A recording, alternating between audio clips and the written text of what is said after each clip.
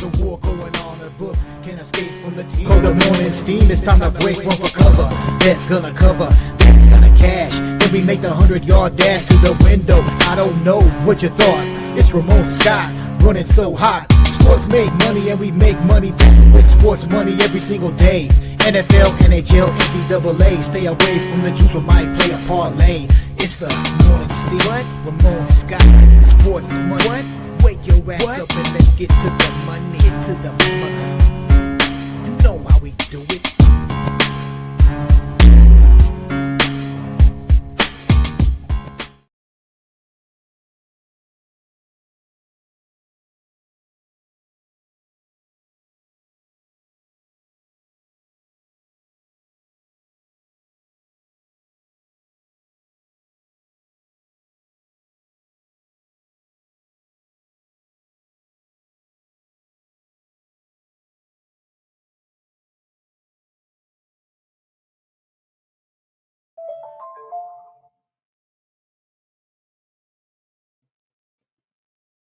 All right, a pleasant good morning to you, coming from the sports betting capital of the world, Las Vegas. This is Ramon Scott, and welcome to the Morning Steam Show here for a Friday, May the 9th. We have great playoff action here for you on Friday with 2 games in the NBA, 2 games in the NHL, and Major League Baseball action as well. Thank you for joining me here on the show. It seems like we just left you here a few hours ago with our incredible games last night. I wasn't thrilled about the late games, but still a pretty fun day there with the guys. We stayed up late and watched the overtime game between the Edmonton Oilers and the Vegas Golden Knights in Edmonton, getting that win in overtime in a thriller, 5-4. What a game between the Oilers and the Kings last night, as the Oilers in control here in the series, up now 2-0, heading back home. So big win last night for the Oilers. And in the other game with Carolina and Washington last night, we did have Washington as our premium pick winner there yesterday, and we also had the winner here on the show with the under in the Carolina and Washington game. Out of the big games, that's all I could get home there, actually. And baseball was great fun for me, but not so much in the big games there last night. So I'll be back at the drawing board here with you in just a short moment. But good games there last night. Hope you joined us here on the channel with our live betting coverage with the guys. And we'll be ready to go here with our show in just a moment. As in those games last night, we did see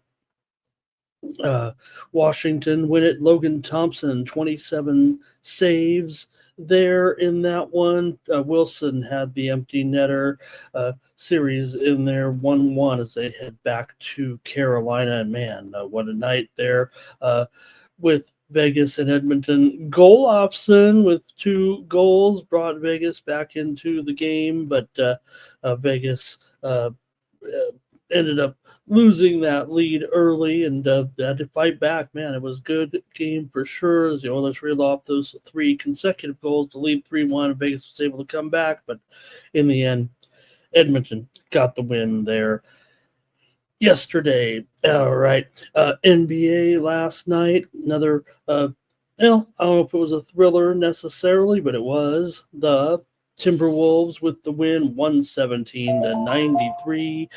Wolves jump out to the lead early. I liked Golden State in the game. They had no solution there without Steph Curry. Julius Randle, 24 points, 11 assists. Minnesota hit 16 threes, and they looked the part there in the win over Minnesota there last night. I couldn't find the right side in that one, but you guys certainly had a few in the chat with the winner in that game. So that we move now to the game number 3, and we'll head back there to San Francisco for Game 3 between Minnesota and Golden State. All right. Say hello to a few folks in the chat and get ready to go here on a Friday. Thank you. And see who is here with me today. And let's see here. We got some these aren't new people at all. These are old folks with us here. And there's Nuke. Hello, good morning.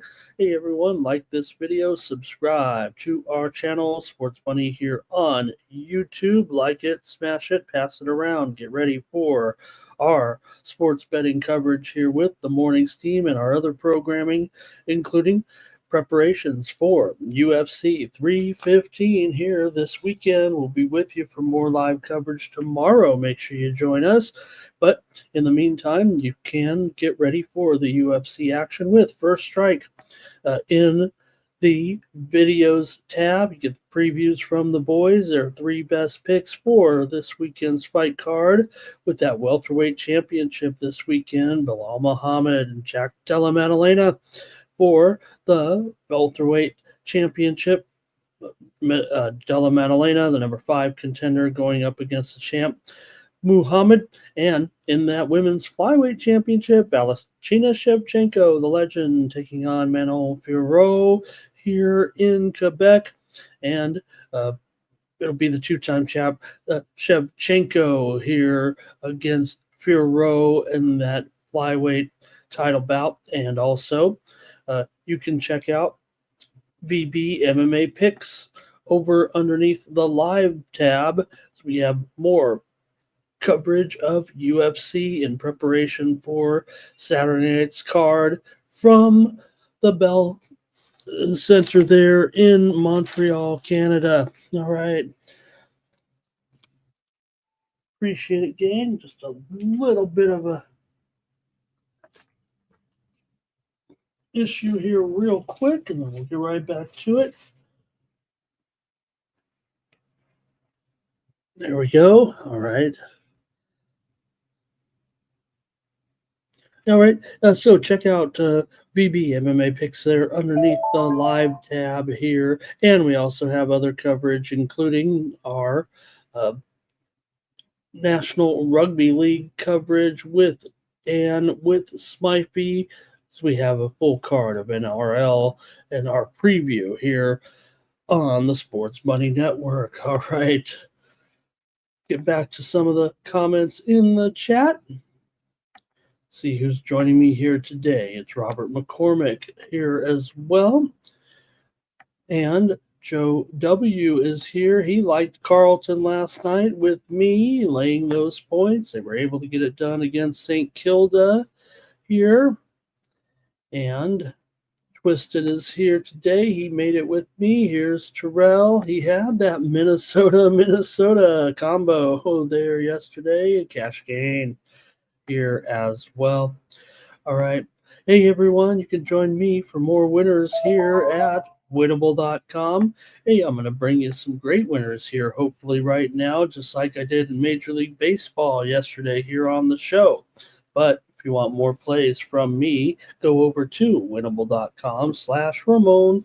That's where you can pick up my plays for today, my sports money premiums here for just $3 a day or $8 a week or $19.95 a month when you use that promo code STEAM at checkout. And that's how you support me here on the Sports Money Network. We appreciate all of your support, from your donos to your super chats and such, but to support me directly here on the channel as I come on here every 7 days a week, do a little show. And if you do subscribe to my picks there at winnable.com, you're going to get a few updates from me every day, between usually 1 and 3 updates right now with my sports money premium plays. These are my best plays that you don't see here on the show. So check me out over there at winnable.com/Ramon. All right, we're underway also in some tennis action. Man, I've got young stars here going at it. Mira Andreeva, first of all, the true young star here and some action last night uh, in the Italian Open, and Andrea up against Arango here. Two young players for sure. And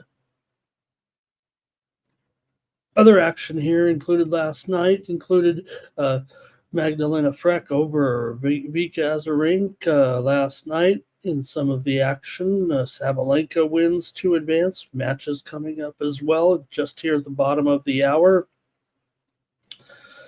And on the men's side, last night we had some upsets, including Francesco Pissarro over Dimitrov as an upset last night, and also Arthur Fees was knocked off Greek Sport as a favorite there. Poppy was a winner last night as well, and Alcaraz over Laovic 6-3, 6-3, and there's matches underway right now, and a couple coming up here in just a few moments. More action at the Italian Open. Golf is already underway here today as well, and pretty low scores there yesterday for sure in the golf. All right, breaking news: the Pope is a White Sox fan. Well, I stand corrected, and maybe so does the rest of the world. Man, one of the worst gross rumors last night, all night, that the Pope was a Cubs fan. Forget about it, says his brother. He says, my brother is a White Sox fan. It was my mom that was a Cubs fan, and my dad was a Cardinals fan, not a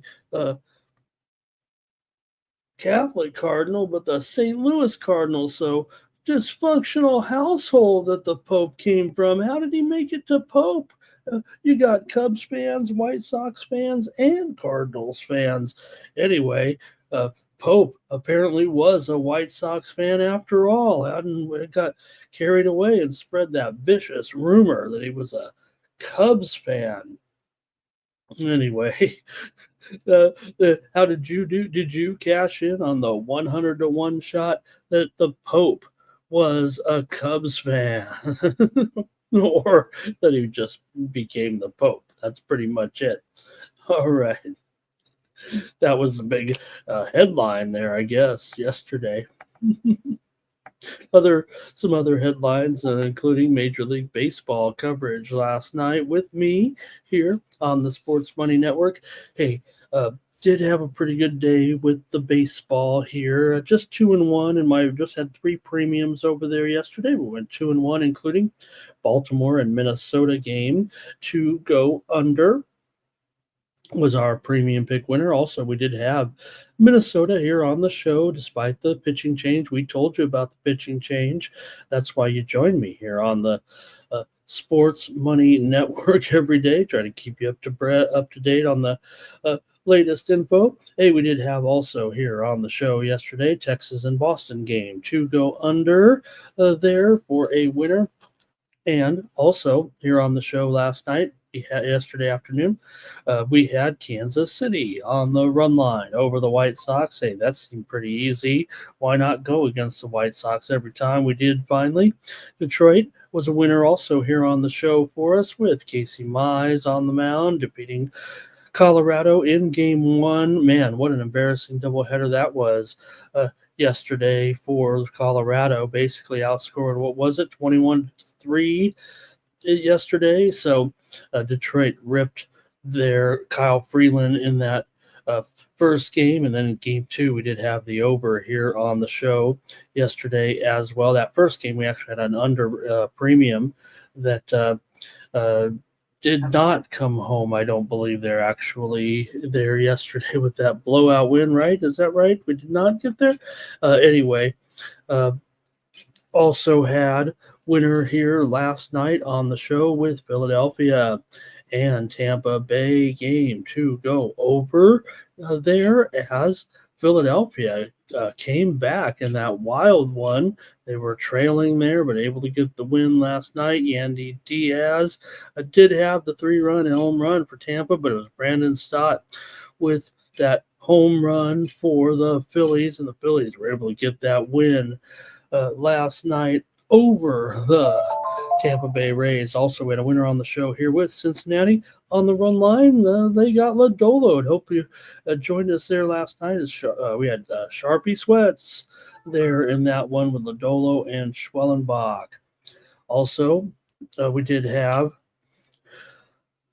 I think that's it for our show winners. All right, let's kind of get rolling here. I'm trying to make sure we don't miss any action here, make sure we don't miss any breaking news this morning. We've already seen just a horrific story come out of Chapel Hill, North Carolina. Is it true? Is Jordan Hudson banned from the North Carolina facility? I wouldn't think they'd be able to do that because I would think the coach would be the one to determine. Maybe it was coach that said, hey, why don't you guys just ban my girlfriend and then I don't have to worry about it and I'll just say, hey, nothing I can do there. Or is Bill's relationship on the rocks with Jordan Hudson?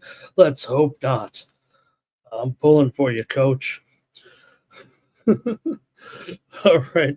Let a few more folks come in here and we'll get ready rolling with the show. Pittsburgh fired manager Derek Shelton, and Coach Don Kelly takes over there as the Pirates were with their seventh loss in a row there yesterday. And Pittsburgh is the first managerial casualty of the season. So, all right, let's see who else is here. And we'll get ready to roll. Thank you for joining me here on the show. And a few more folks joining us, including a Nine Legacy here, talking about that Minnesota blowout. Nuke had the Tigers sweep here. And AOD ready to go. Had some check marks here. Ziggy, good morning. Thank you for being here. And see who else we get. Andrew G celebrating that Oilers win. And Real Madrid Doge here today as well. That might be doing it. And Flea's here as well. And Andrew's ready to go with the major races in the cycling season here. He's watching Giro d'Italia here today. And Joe Alvarado is ready to roll with our preview. Shall we get this show going? Just get things set up here, though. I don't want to miss any big breaking news here today. Will we get any? Oh, I hope I can get us rolling here. All right. Let's head to the action here. Get ready to go with our NBA previews here today. All right.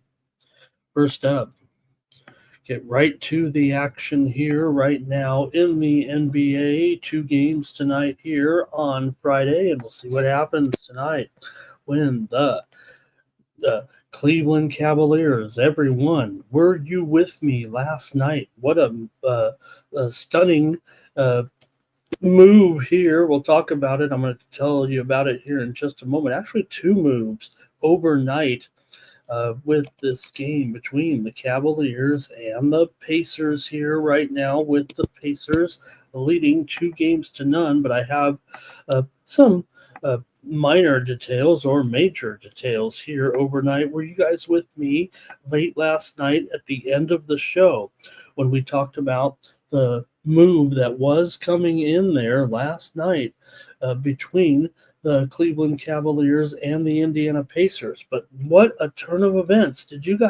What was going on here last night? Look at the line here I have on the screen, but I'm going to go back and fix it again. You certainly were with me last night if you were on the show, right? I think I saw it with my own eyes as the game moved last night in the direction of both the side and the total right now. But just want to point out, look at the total here, 229, and that's was the total yesterday when we got up. We were here, we got on the show late last night. A total move broke as we were on the air, and the total move down. I showed everyone on the screen, and I think anybody here saw that this move, talk about head fakes, went all the way down to 225 overnight. And now it's right back up to 229. Did you pounce? Did you capitalize? Did you make the move here in this one? Or were you not fooled like I was with the move last night between the Cavaliers and the Pacers? I'm pretty sure the total went all the way down to 225 or 225 and a half, but it went all the way back up to 229 overnight. They uh, either the squares or the sharps. I'm sure it was the sharps that bought it down big time last night to 225 or 225 and a half. Even some of the square books did hang on to around the 226 total, but this thing went all the way back up in a wild turn of events. It was only a few hours ago, actually, here. Uh, Late last night when this move went all the way down, probably about 6 or 7 hours ago. And also here this morning, this total has gone up to Cleveland -4. Does that mean that we're maybe going to get the players here for Cleveland that were missed game one? Maybe their likelihood to play has increased here, but there's no doubt a big move overnight and then right back up. A little bit of a head fake here for sure, but we said it on the air. I pointed it out clearly. I even held up my device to everyone on the air and said, look at this total going all the way to 225 and a half here, 225. And then we're back up here to 229. Just a real bizarre head fake here overnight. So what do you guys have, though, in this one? As you see, Cleveland here now at a -4, up from mostly to -1.5 or -2 on the opener, even a pick 'em at some spots with the real opener here. But right now we're looking at -4 for Cleveland. So how are you guys going to look at this one tonight as we get ready for game number 3? Cavaliers losing 2 games at home and now having to go on the road against a very, very dangerous and capable Indiana Pacers team. Let's go to the chat for the picks from you guys here. And there's been no official word. I don't see any anyways. I'm trying to make sure we don't miss it, but no official word here. With those key players out here for Cleveland. We're talking about the same trio that we've seen on the list in game one, including Evan Mobley there and Darius Garland. We are seeing it here, 3.5, and also DeAndre Hunter, of course. Let's go to the chat right now. But wow, was that crazy? Here we go, and it's going to be Twisted money line, no question, says Twisted. Doge says the Sharps were on the under 229.5, but it came right back up, didn't it, you guys? There's some more picks here with Ziggy. He likes the Cavaliers just to win this game. Andrew says it is a must win. Lee Mathis said, what was Vegas thinking? That was just dumb or stupid, he says. Cash gains on the Cavs on the money line. Doge says it was the Sharps that were on the under here. Nuke says that season will be on the line. And Couple of Beers has not been around for a while, but there's Couple of Beers here today. Nice to have you. And Terrell says, could LeBron be heading back to the land? Twisted likes the Pacers at home. And Nuke says, I have to take the Pacers now at +4 points here, right? Look, they're still a pretty good team. Still got to figure these are key players for Cleveland that, could miss this game. Like I said, there's been no indication that those key players that missed the last game will play in this one, right? All right, let's see here. Hey, a little bit of steam that came in here just as we were getting ready to go on the show in Major League Baseball. Let's pass it along to you as well. Keep it rolling, but we want to tell you about the Colorado Rockies. They did take some steam here against the Padres. The Padres were $1.65 or $1.70. They're down here too. $1.58 or so here. Doesn't look too dramatic, but there was some steam that came in on the Rockies. And also, just moments ago, steam came in on the Cubs and the Mets game to go under. Here it was 8 under 20, and now we're looking here at some 7.5 overs right now as the steam came in on the under in the Cubs and the Mets. Okay, let's see here. Couple of beers says it is. Cavs are too hurt. He likes the Pacers. Twisted says the Cavs are done. And he also says, don't forget Donovan Mitchell also is a little bit here injured coming into this one. He says a couple of beers said he is swaggy. I don't remember that. So swaggy. I'm trying to remember that. All right. Ziggy says the Pacers in for some regression here, and Twisted here on the over. He says, Nuke says, here's the thing, because if they did indeed, they missed last game, and you're not gonna miss a playoff game, and even if you're ready, right, just 2 days later, how healthy can you really be if you were in a position where you couldn't even play? You couldn't even play the last game. So, all right, Twisted said, must-win situation. They're going to play fast there. All right, that crowd will be fired up, but this has to be viewed. It looks like kind of a semi-serious move. It feels like this morning for this thing to go from 2.5 up to 4, but still feels like equal footing because the Pacers have played so well against these guys. They obviously have a little bit of I think the familiarity really of the Pacers and the Cavs, right, that have made this kind of a closer series. Because remember, the Cavs were so good; they were actually 14 games better in the regular season than the Pacers. But Pacers looked just fine in those first games, and to get those wins on the road, and I don't know, just had them out played, I guess is the way to put it. Indiana's won 7 of their last 8 games overall. Cleveland's failed to cover in 4 of the last 6 meetings between the two teams.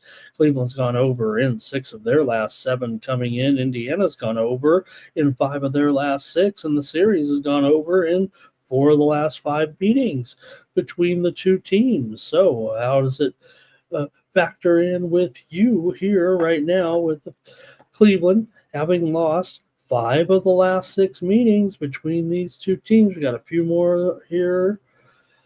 No, that's it, I think. Okay, I think it's time for me to make my call here. Look, I got to take the Indiana Pacers plus these points at 4. Look, Cleveland, they better win. They better kick it into gear here. But to be favored here by 4 maybe is representative of how good the Cavaliers were during the regular season because of that great record. Right now, it feels like the teams are on equal footing to me. So I'm going to have to take the Pacers here. Look, I wish we knew about the status of these 3 players, but still, they could be hobbled and slowed. Today, talking about Mobley with the ankle injury, couldn't play last game.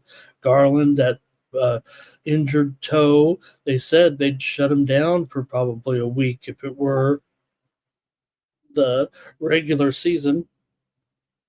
And they kind of did shut him down, but also Hunter with that thumb injury. Okay, that's it. I'm taking the Pacers. You guys are done in the chat. Let's get ready to move on to the next game here on Friday night with the Thunder taking on the Nuggets here, and the series evened up at one apiece right now between the Thunder and the Nuggets. Let's bring it up here and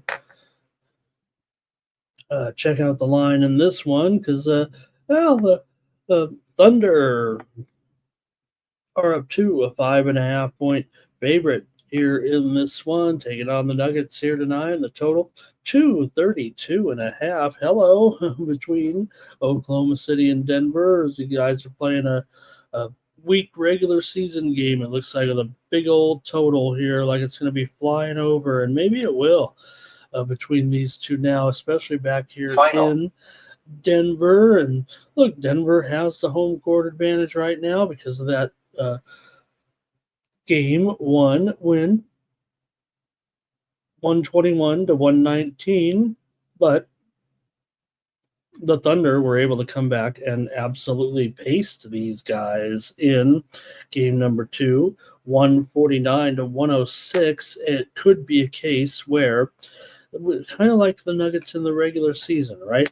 Yes, they still had a very, very fine season. They had a very good record. Maybe they weren't as good as they were, obviously, in their other seasons when they won the championship, when they played for the championship. And, well, it's been a good run for this Denver franchise, and it's not necessarily over yet. But the Nuggets are underdogs here at home considerably, despite the fact they were able to steal one on the road.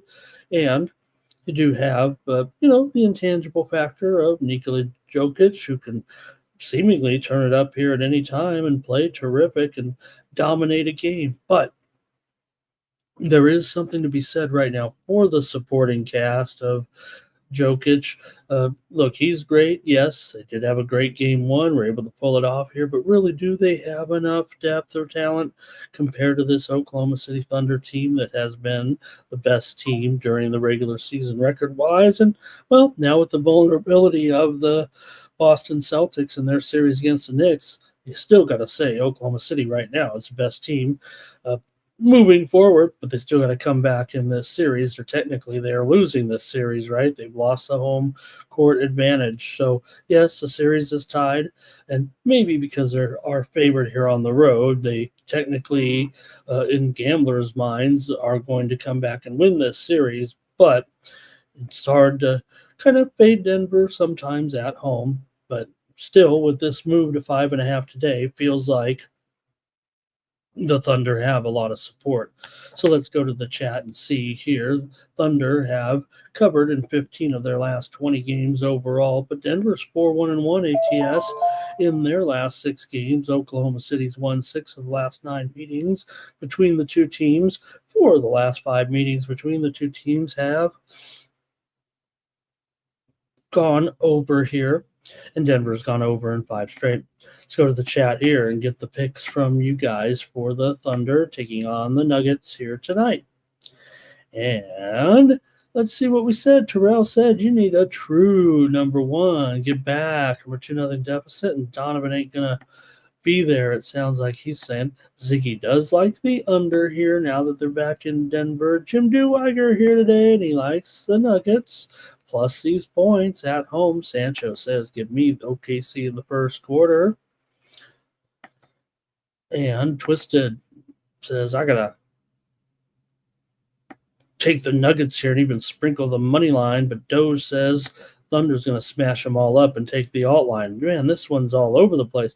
Talk about the chat, right? Or, I mean, the consensus. And hopefully we get some today. Remember, we didn't even have a consensus play yesterday. All right. And a couple of beers says OKC is incredible. Oh, Swaggy McNolix. All right. Well, I remember that name, but I kind of like a couple of beers too. So, all right. Let's see here. And we got Twisted says he's not sure the Nuggets will even see another win here. Nuke's going to take a pass. Jim says he was a Supersonics fan, so he doesn't want the Thunder to succeed at all because Seattle should have never left. And Robert says, the Thunder, we did see clearly it became a theme and something that was talked about by analysts that all the teams that had performed so well in game one ended up uh, not performing well, or all the teams that won easily in the first round did not perform well in the first game of the second round. And well, it looks like those teams have kind of bounced back for the most part too. So maybe that will be the case for the Thunder. Nobody thinks the Thunder at this point, I don't think, are worse than the Nuggets here right now. I mean, look, hats off to the Nuggets in that game, but man, it does feel like now Jokic checked out. What I was what oh, so let me say, there's Nathan. He says he was on the Yankees here maybe today, but what you have here is right. The Nuggets were oh um, obviously with the win in game one, and then what I was doing was kind of comparing it to the regular season, right? Where Denver had a very up and down regular season. There were certainly some times where it looks like they were, kind of in that mode where we've seen over the last couple of years teams that are complacent. They know they're going to make the playoffs. Maybe they know they're not going to be able to move up here long term if they don't exude a ton of energy. And you got to save and pace yourself in today's game, I guess. Is that maybe what we saw with Denver once they fell behind massively there? And uh, remember, they were down 50 points in that last game. To me, that's the scary part, trailing by 50 points at all, right? So I do have questions about Denver and their whole kind of supporting cast of Jokic, but it does seem like when Jokic checks out of the game, checks out of the not only checks out because the problem for the Denver Nuggets is definitely when Jokic leaves the floor, they are immediately set themselves up for the other team to go on a run.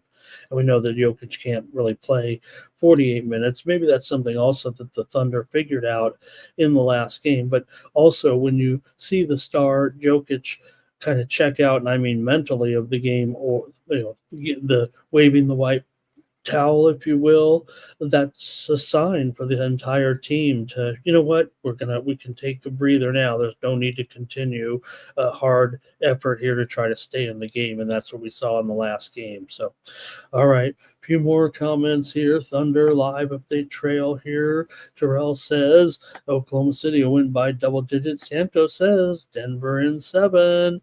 And Terrell said 52-80 just isn't what it used to be, it feels like. Nathan says Jokic's endurance is crazy, but he does need that extra support. And here's 9 Legacy liking the Thunder on the spread. I'm taking the over in this one. I've got it to go over here tonight, believe it or not, at 233. Give me the over. Both games have gone over, obviously, so far.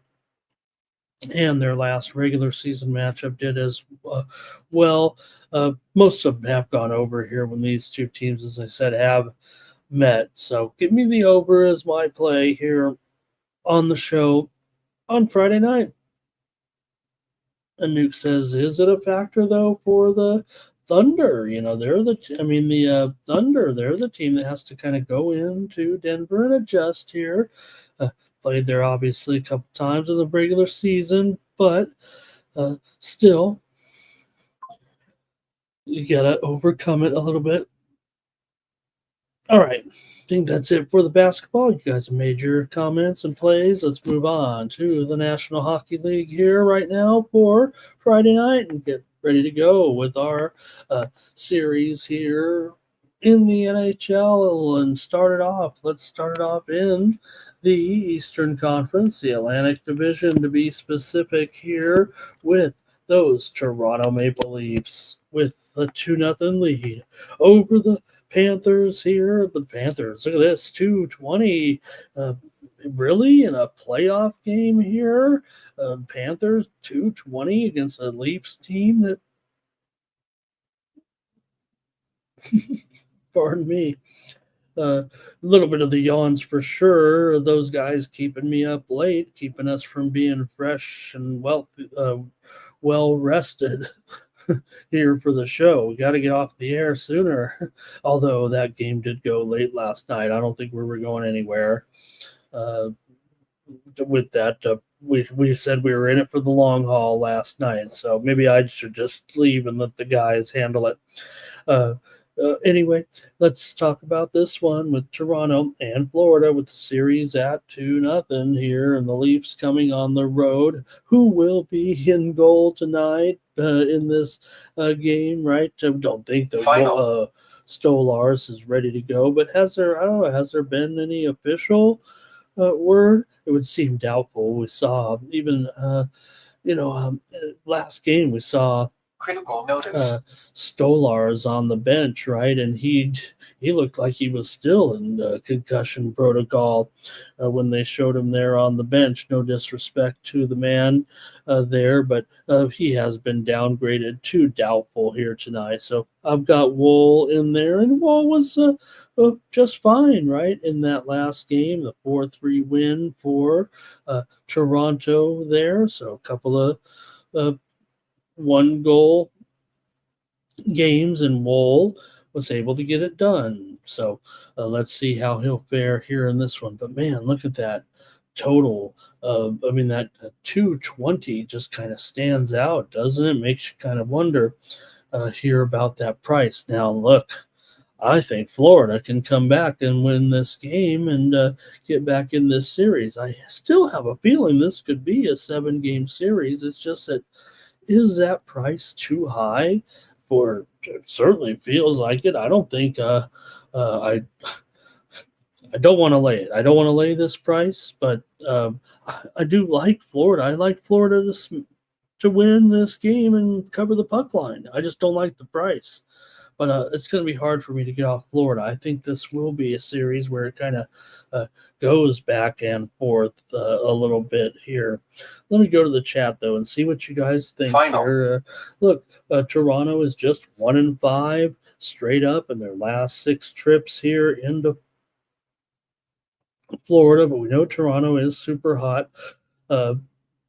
Winning 11 of their last 13. Florida's been strong too, winning 16 of their last 20. 2 of the games obviously were against the Toronto Maple Leafs. And of course, they did play twice in April, and they both won on home ice against one another. But 12 of the last 17 meetings between these two teams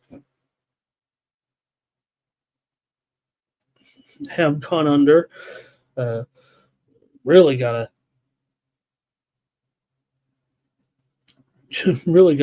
get awake here with these guys. All right, 5 straight overs here for Florida. 4 of the last 5 games for Toronto have gone over. Let me go to the chat before I yawn again here with these two and see if you guys see it the way I do here a little bit. High price, but man, you should play the price game. Even I should, but the playoffs do feel a little bit different. Like you just got to stick with the team and stick with your guns a little bit. Twisted here with all of his baseball action. Thank you for Twisted. He's got the Nats, the Brewers, Guardians, Padres, and the Diamondbacks.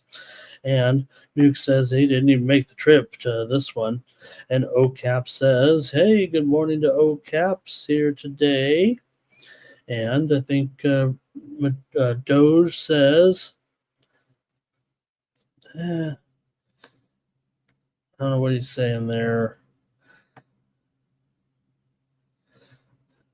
Panthers. Yeah, Panthers money line in the over. It's got Kachuk for a goal there. OCAPS is on his route today. Thank you, OCAPS. And how intimidating it is. I'm sitting here in a UPS truck talking sports to OCAPS, driving around. Here's Sancho. He's got the Panthers and the Jets, a money line parlay. Ziggy says, lay it with the Panthers. I think I will on the show, at least here. Anyway, Timothy Hawk here today. He's got the Panthers on the money line, Stars and Jets under 7.5. Oh, it's a parlay. Thank you, Timothy. Good to see you here. Thank you. And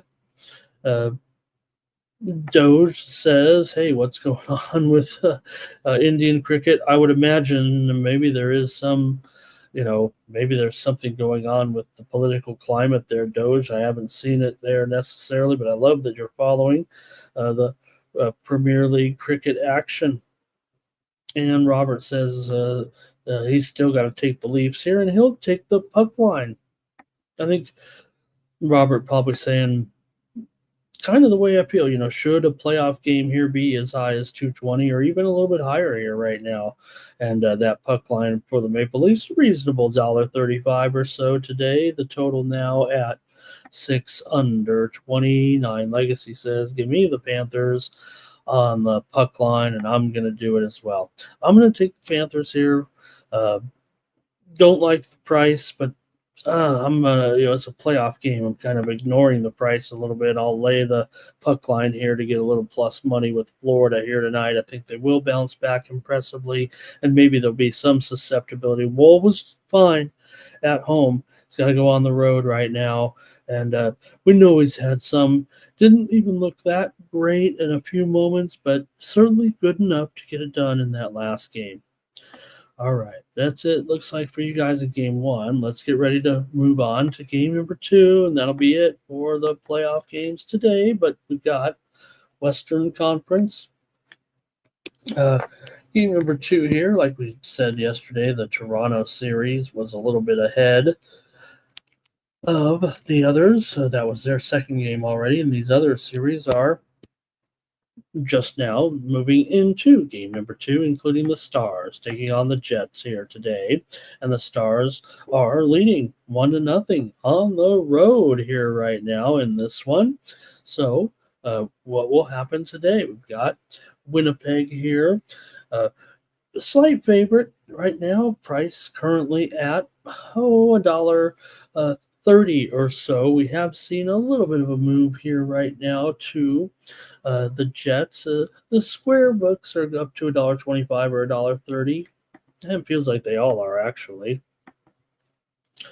I think I'll kind of want to call it $1.25 because Dallas is looking good, but let's say it's somewhere in between there, $1.25, $1.30 total, 5.5 over at -120, pretty much for the most part everywhere here between Stars and the Jets here in this one. So the Jets down at home right now. Take care of something here real quick. See if we've got, this will be, let's just wait on that one a little bit. Okay, let's talk about this one here between the Stars and the Jets and start to get your opinion a little bit on this one here between these two, as the Winnipeg Jets have won 4 of the last 6 meetings between these two teams. Winnipeg's won 5 of their last 6 games at home right now coming into this one, but Dallas has still won 5 of their last 7 after the victory last time out to win game number 1, 3-2 at Winnipeg. So 5 straight meetings between these two teams have gone under. Dallas has gone under in 4 of their last 5 games on the road, but Winnipeg's gone under in 5 of their last 6. But how about this? 9 straight meetings between these two teams have gone under between Dallas and Winnipeg, including that last game at 3-2. Is that a steady enough trend to just throw everything out the window and say low scoring game no matter what? Winnipeg's been a high scoring game, so high scoring team, of course, here in the postseason. As the first 6 games, you look back at their, you look back at their first round series, right, with the St. Louis Blues, and all of those games were going over, it seems like, early on. Look at those scores in that series against the St. Louis Blues. 4-3, 5-2, 5-3, 5-1, 7-2, 5-3. Now there was a 2-1 game in there, and that 5-1 actually I think was an under, but man, remember those scores were through the roof, and that's what Winnipeg was doing. But these two teams are a hardcore under 9 straight between the two. Let's go in the chat and see what you guys have here in this one. All right, let's see what you got. Twisted. Twisted. I didn't send anything out for Rome here. Just like last week, I waited until we got into the third round before I went public with the plays. There was one play that I did put up there over at. I had one very strong play that ended up as a pick over there at Tony's today, and a match still to come with my high roller plays there. But that's really all that I could get going today. But we do have some great matches here still to come today. Not a lot of close matches, it feels like, here early on. So, all right, let's see here. A must win for the Jets. 9 Legacy Jets on the money line. Stars, team, total under. Good morning to Gary here. Ziggy likes the under, and Sancho likes the Jets. I got to go with the under. With those 9 straight games under here between these two, and the way this series, the way that first game looked as well, it was look at that way the scoring went down in that first game. Right, it was 0-0 after one. Then all 5 goals came in the second period, and then they shut it down, and it was 0-0 in the third period. Robert likes the under. He likes no goal in the first 10 as well. And that might be it for you guys in the chat. Seeing right now Raducanu in action there, and some of the action there in Rome today.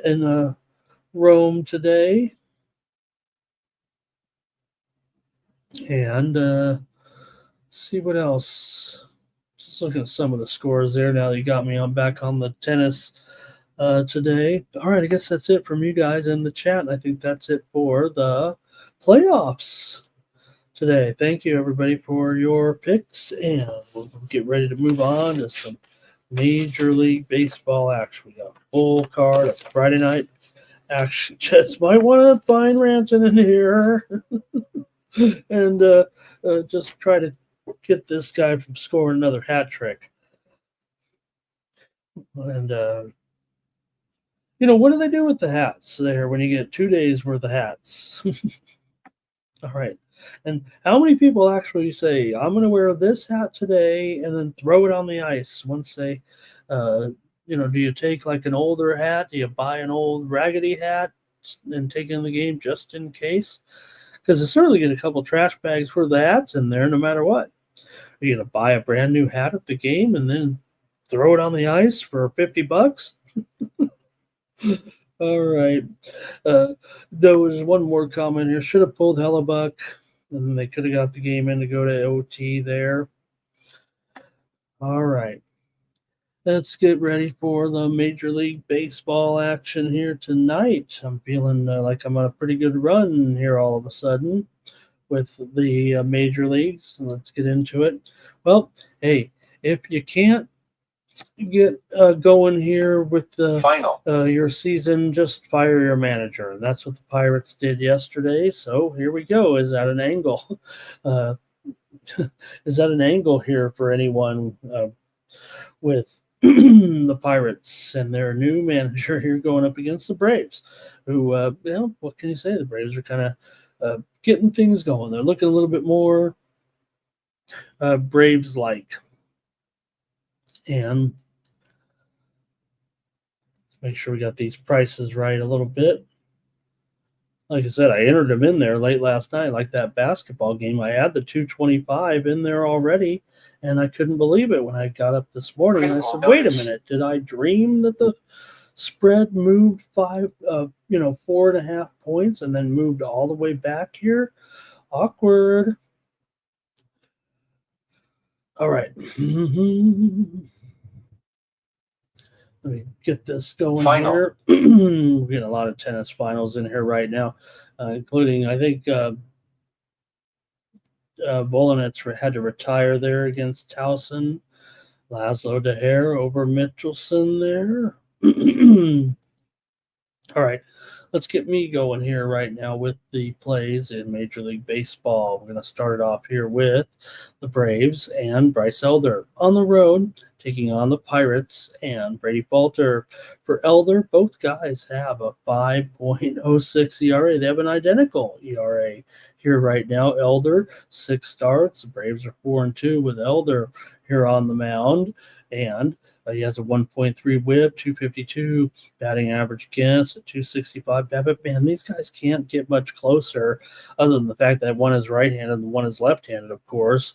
The pitching statistics are very similar, but the Pirates, with this big slump, they got a 12-26 record right now. It's really the offense here, 3.1 runs per game so far.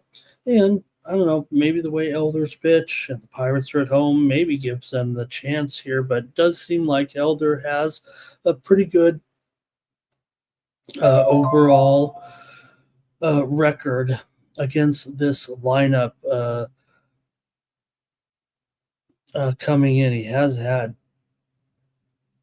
some pretty good success against this particular lineup here. Has Bryce Elder against this Pirates team. Elder has held the Pirates, the expected lineup here, anyway, to around a 217 average and a 608 OPS here. So does have some success. And just right now, this is breaking news almost. That Steam play you heard is on this game. The total is moving right now. Maybe you guys are yelling at me in the chat to take a look. The total here has moved up to 9 under 25, 9, whatever the case may be. We're seeing a little bit of a move here. The total looks like it's mostly 9 under 20 right now, but Steam has just rolled in here moments ago on this game between Atlanta and the Pirates, although I'm not quite seeing it yet. Now, like I said, I mean, we talked about the move last night. It definitely was a move. And hey, I pay good money for this service. I know you guys are watching over there at Don Best, by the way. How come I don't have free service? I do this show and talk about these moves that happen all the time. But hey, you guys, let me give them a plug or something. Anyway, let's go to the chat, see what you have here. This one definitely on the move here. Some steam coming in right now on the over. But let's go to the chat.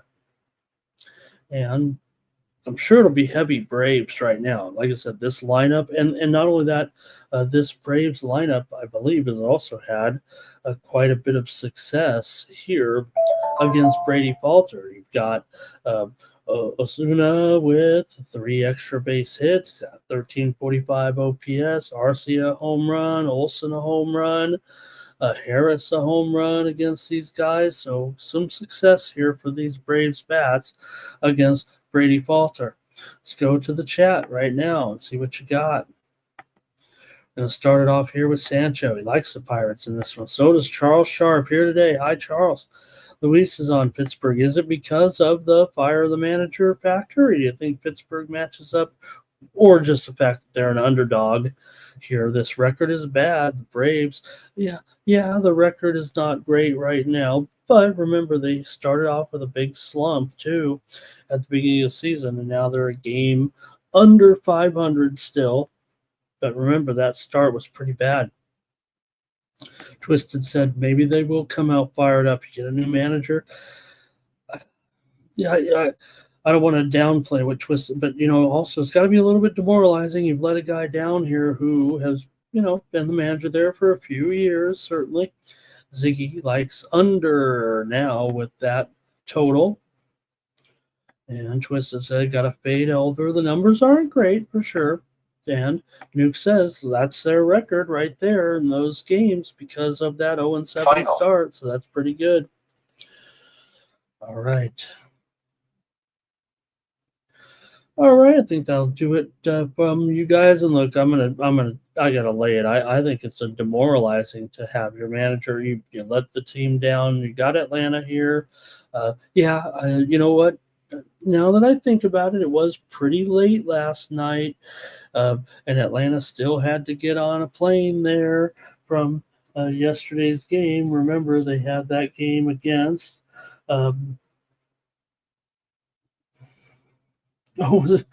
Oh no, they were off. Okay, no, that makes sense. No, yeah, they played Cincinnati late last night at home, and then had to hit the road. And I thought that game went kind of late there uh, last night. Okay, a few more here. Let's see. And yeah, right twisted Don Best. I've got the Don Best service, and I know they're watching and listening over there. Hello to the guys over there at Don Best. They like to hear the noise in the background. They're like, "Watch this! I'm going to send out a steam move, and then we'll hear it." All right. Uh, I'm going to go ahead and take the Braves just because it's it's a little bit of a high price now. It says $1.50 on screen, but I don't think there's quite $1.50 out there. It feels like $1.45 or lower, but I will take the Braves here in this one. Hey, that's okay. If it's square, I don't care because Pirates just fired their manager. A little bit demoralizing here right now. Yes, they know that they need to play better or whatever. But did we really see the Pirates really doing much this year, anyways? And then, let's just fire the manager here. Pittsburgh's lost 7 straight games. They're 1-8 in the last 9 games at home. Pittsburgh has lost 14 of their last 20 against Atlanta.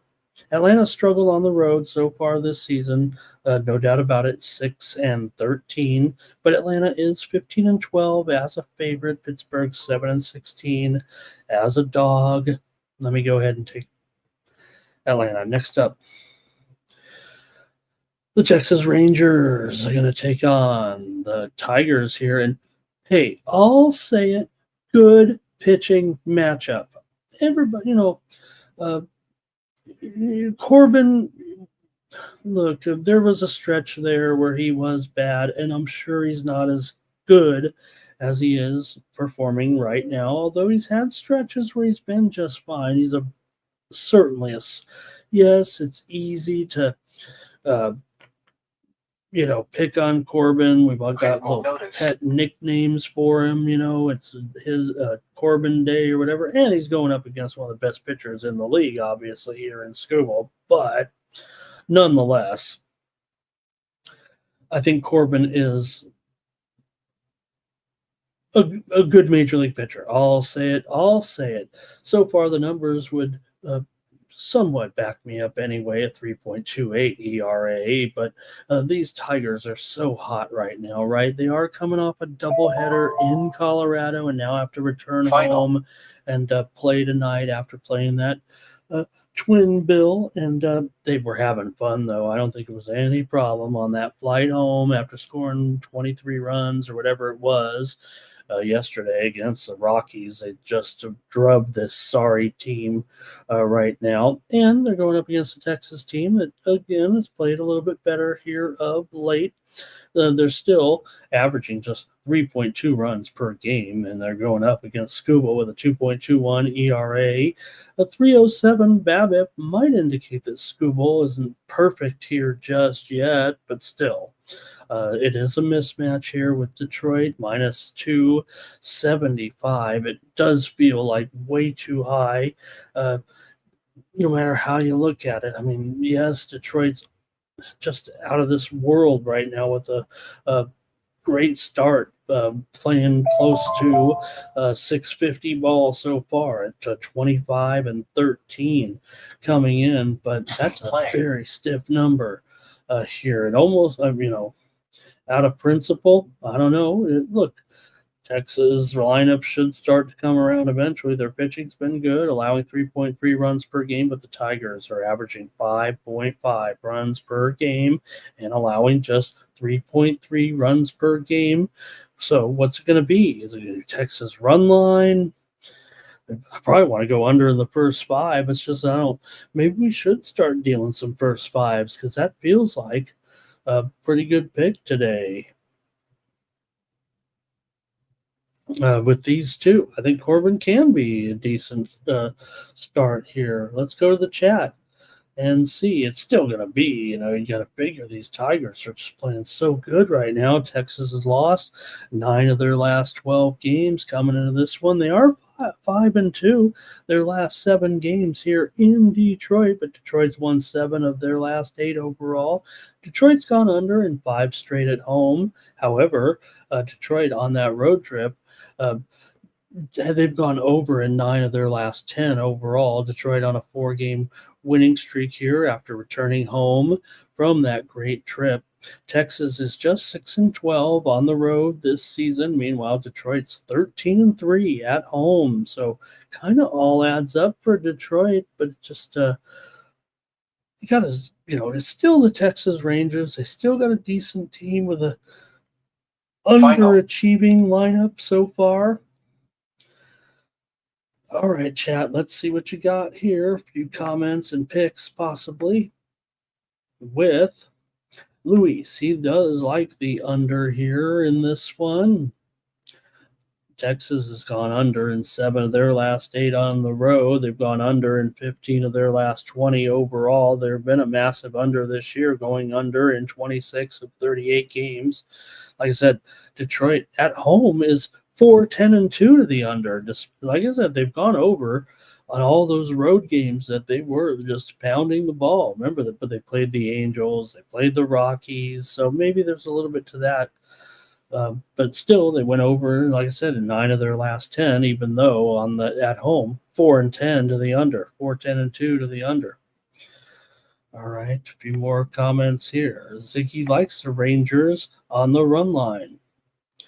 And Twisted said maybe it's just a matter of time here. Sancho had Medvedev. Here's Fernando. He likes the Tigers. Team total under here. Charles is on the under as well. 9 Legacy. Pirates money line today. And Rangers on the money line. Take the big plus money, I think is what 9 Legacy was saying there. All right. I guess I got to make my call in this one between Texas and Detroit here today. Man, I want to take this first 5 under. We're going to start doing that. We're going to start incorporating some first 5s here, maybe the way some of these are going. All right. I'm going to go with, I think Ziggy said it. I'm going to take Texas on the run line here. I'm going to take them plus a 1.5. I think Texas. Maybe this is Texas, and I do think Detroit is pretty good. I mean, we know Detroit's good. Are they this good? I don't know. Doe says you gotta fade Corbin. Everyone, this is a very popular theme. Not many people like Corbin. His numbers would indicate that he's certainly better than your. Maybe better than your average major league pitcher. Maybe he is slightly below average, but he does not get any respect really from most here. Remember those years, when he was serving it up to that 5 ERA in Arizona, whatever it was. That's what it feels like. The final memories of Corbin a little bit are. All right. I think that's it from you guys. Oh, maybe one more in the chat here. Okay, that's it. Let's move on to the next one here right now on the morning steam with the Cardinals. Taking on the Washington Nationals here, you have Eric Fedde on the mound here against Mitchell Parker. And Parker's been pretty good so far this season. The young pitcher is 3-2. Washington's 5-2 with Parker in there, which is pretty good considering the team is 17-21. For Fedde, he's 2-3, and the Cardinals are 500, but they're 2-5 with Fedde on the mound. Parker has a 3.48 ERA and a 2.25 BABIP. He has been good, but Fedde here, 4.78 ERA, 1.4 the WHIP, 2.67 BABIP, which means maybe those numbers are a little bit high. The ERA and the WHIP, maybe he's been a little bit unlucky here. Cardinals, look, they're playing okay here right now. this St. Louis team that they've been down here a little bit, but right now they're on a winning streak. 5 straight wins for the Cardinals coming in, although on the road they have struggled this season. They've been racking up these wins at home, but on the road so far they're 4-13. Washington here, 10-9 at home so far. 12 of the last 15 meetings between these two teams have gone over. Washington has gone over in 5 straight at home. They've also gone over in 4 of their last 5. St. Louis has gone over in 6 of their last 8 games. Washington has lost 6 of their last 8 meetings at home against the Cardinals overall, and the Cardinals here are currently a slight underdog, for sure. Parker here about $1.15. The total 8.5 here in this one. So let's see how you're going to go here with these two today in Game 1 of the series between the Cardinals and Washington on the Apple TV Friday night game of the week. Go to the chat. Yeah, there's not much, maybe. Here is Luis on the over. Skewball in the first 5 in that last game for Keith. Just truth. Ziggy likes the Nationals, and so does Twisted. Likes the Nationals here at home. I love Parker, man. I think this guy's done a great job here. Anytime you got a good young left-hander, you might have something to work with. And Fetty, he feels just serviceable. Look, these are not strikeout pitchers by any stretch, and both of the guys do have kind of control issues here. So I'm going to take the over in this one between St. Louis and Washington here tonight. I think both these teams have, we just said a bunch of trends that kind of lean to the over, right? St. Louis 10-6-1 to the over on the road. Washington 12-7 to the over at home. Parker has been an under pitcher so far for sure, 2-5 to the under, and he does a great job limiting the opposing hitters. But I will say this, both pitchers have had pretty good success against the expected opposing lineups here.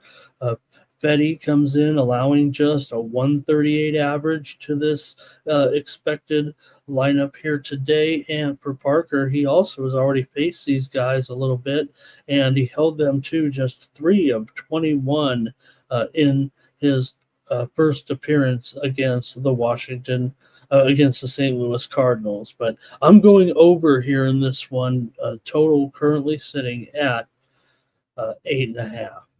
All right. A few more coming in here right now. Let's see who is here. It's Nats for Doge. Good morning to Old E here in this one.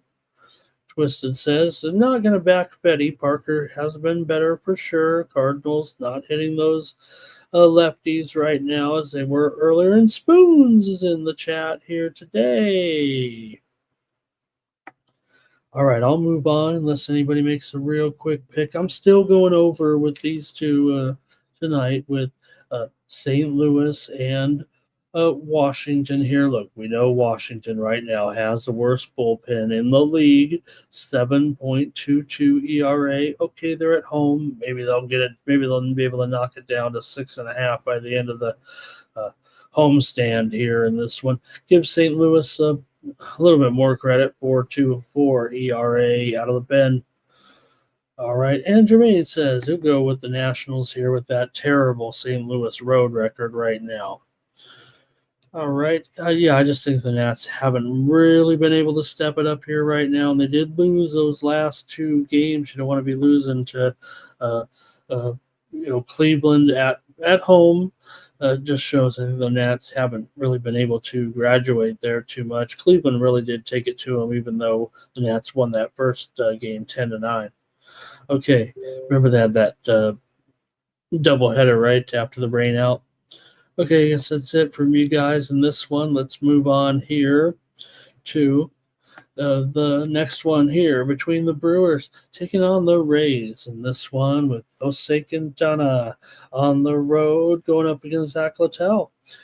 Here today you have for the Brewers, Quintana 4-1 with a 2.83 ERA. We rode Quintana here a little bit a 1.21 whip, a 272 BABIP for Zach Littell, 2-5 record coming in, a 4.61 ERA. Note the totals here with these two pitchers combined to go 2-9 to the under so far this season. Littell, a 1.1 whip, 225 batting average against. Pretty good numbers here for Littell, although these two pitchers have struggled against the expected lineups here today. Littell, just a few batters he's actually faced here, but has allowed a little bit.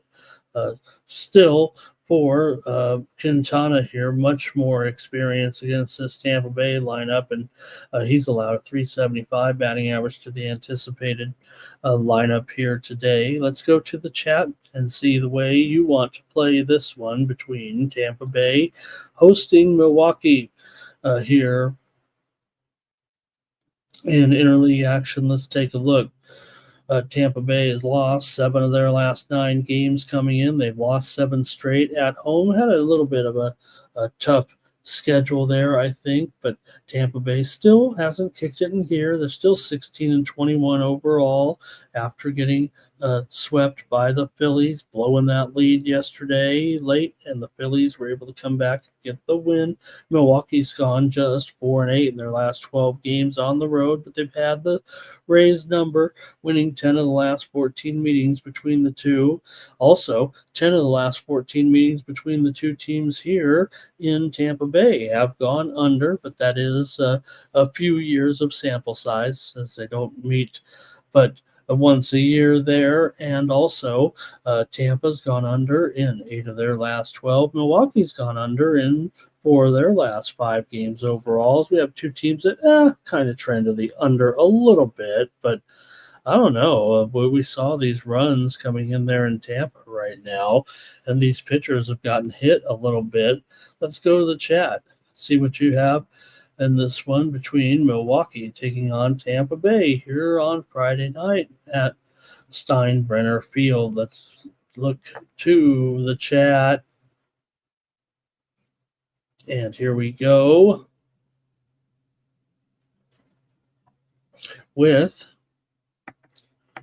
thank you everyone for being patient with me here. Here we go.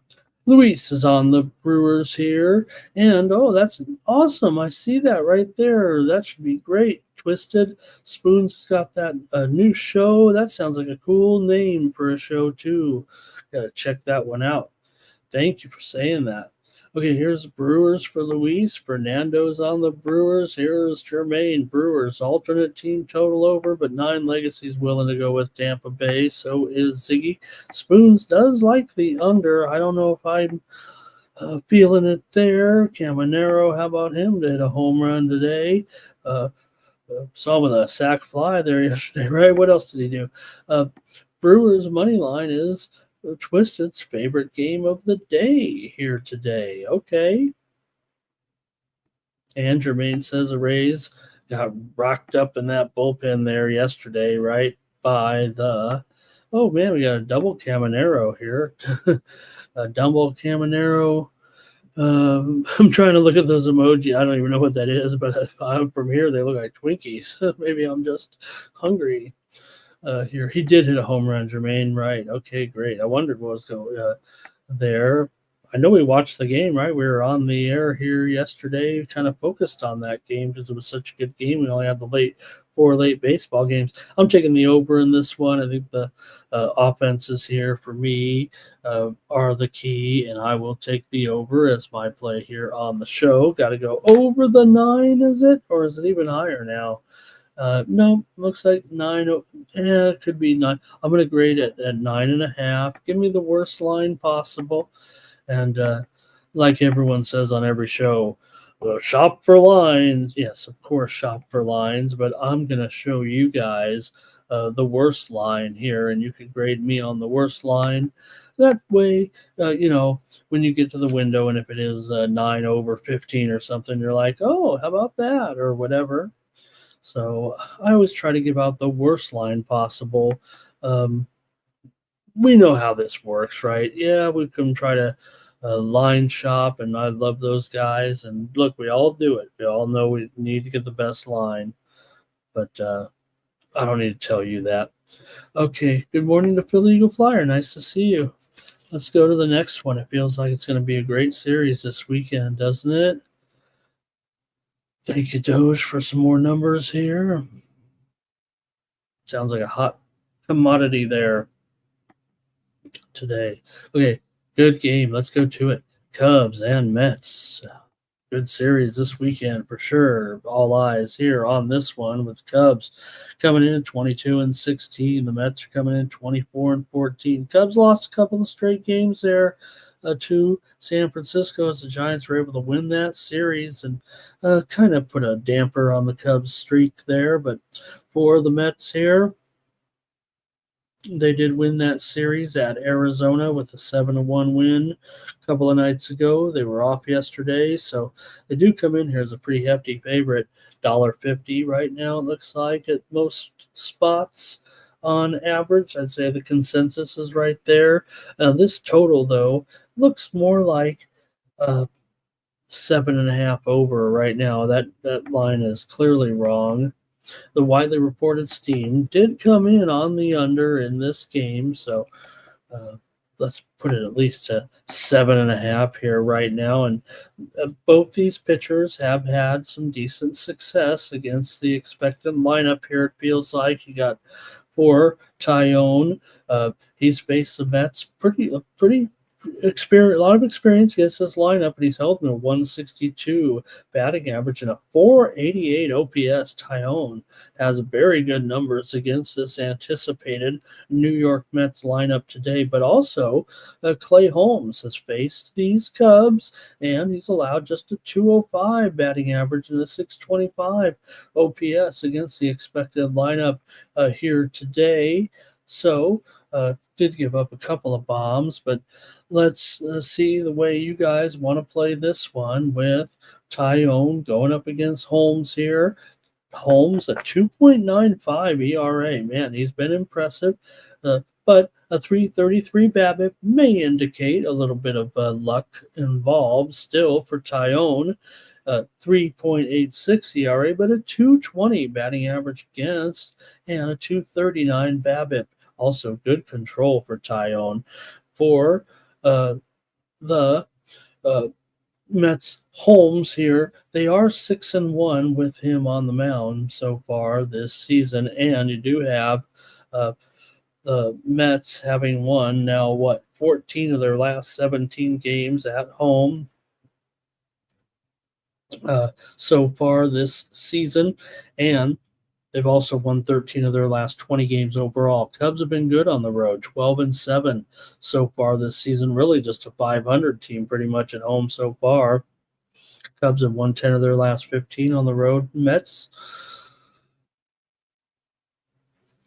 you guys, Mets have won 4 of their last 6 games against the Cubs overall here. 5 of the last 6 meetings between the two teams here in Citi Field have gone under, as have 7 of the last 9 games overall between the two teams have gone under.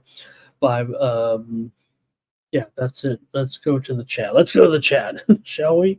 With this one, the Cubs taking on the Mets here today. A little bit of a price here. Cubs are certainly playing well. Nobody's saying it's a fluke at this point. Here we go with Jermaine. He says, bro, everybody preaching, go get the best. Jermaine says, I got DraftKings, man. I can't get the best line ever. Here's Luis on the Cubs. Doge says under. Cash Kane says go under in this one. Also, here it is. Sancho's on the Mets. Jermaine's on the Mets. Tyone, good numbers, lots of losses. The Cubs lineup. Remember this. They are 3-4 with them. That's not a lot of losses. I know Jermaine maybe has been on the wrong, but remember, still this Cubs lineup has been strong, right? Averaging almost 6 runs per game. Ziggy's on the under here. And let's see here.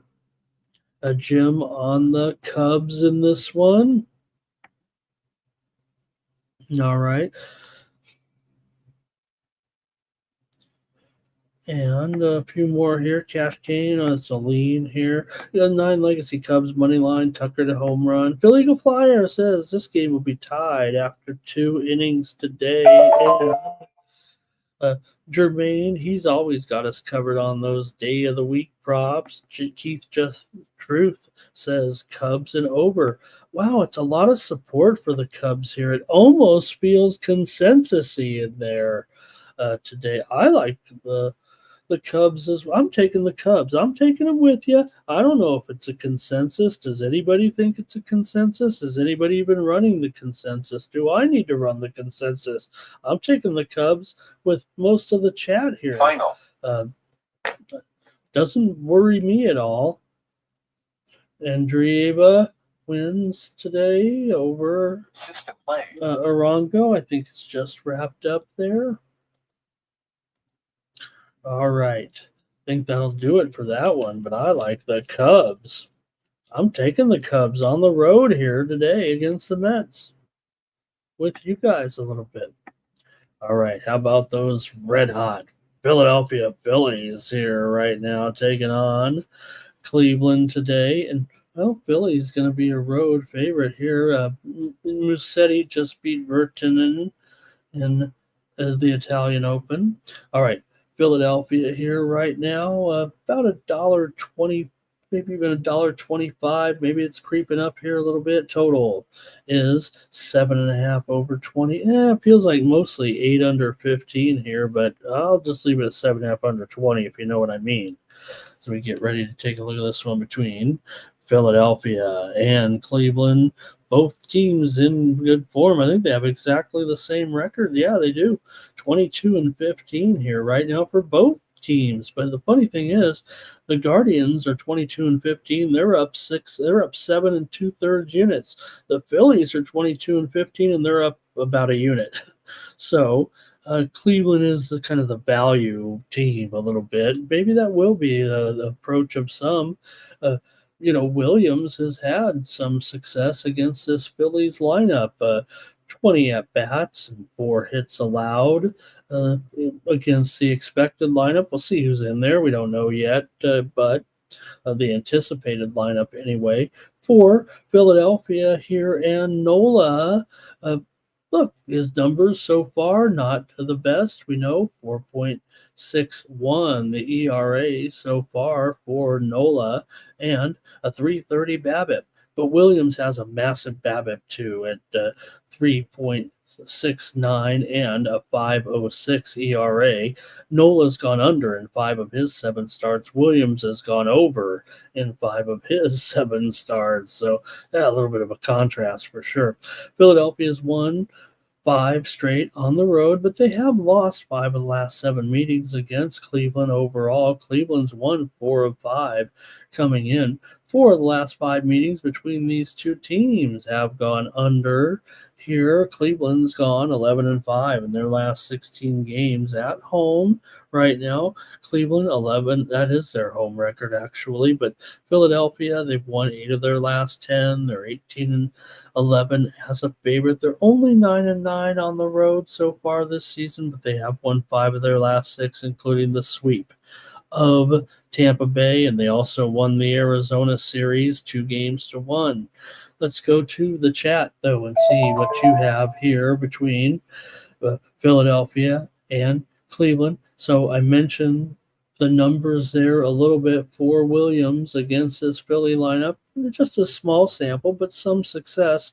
Should be noted, however, that there have been quite a bit. Some of these Cleveland bats have been able to get to Nola a little bit, believe it or not. We saw, see what we got here.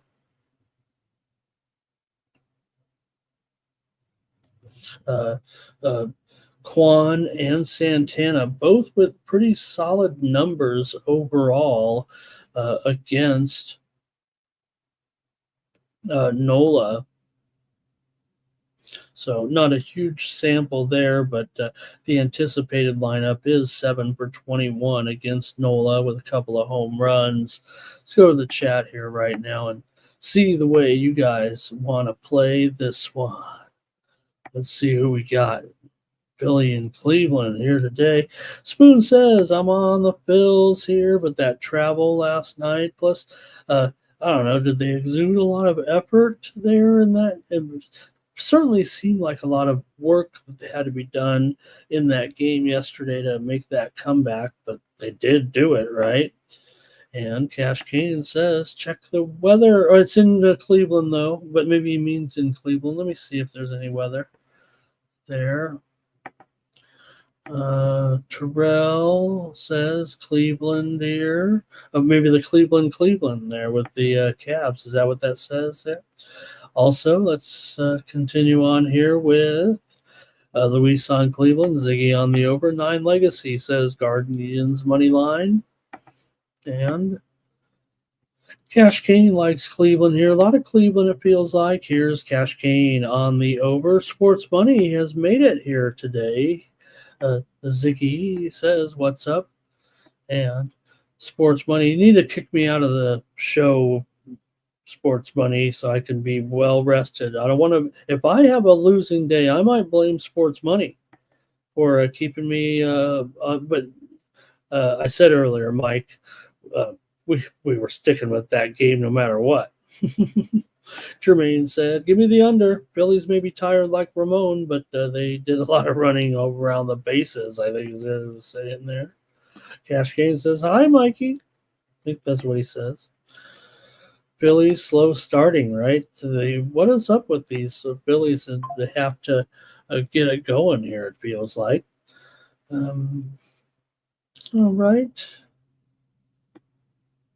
I think that is going to be it for you guys in the chat. I got to make my call, and I felt like the chat was mostly on Cleveland. I don't know. Should I pivot to the total here a little bit? I feel like the sharps are kind of on Cleveland here, but I want to be on Philly.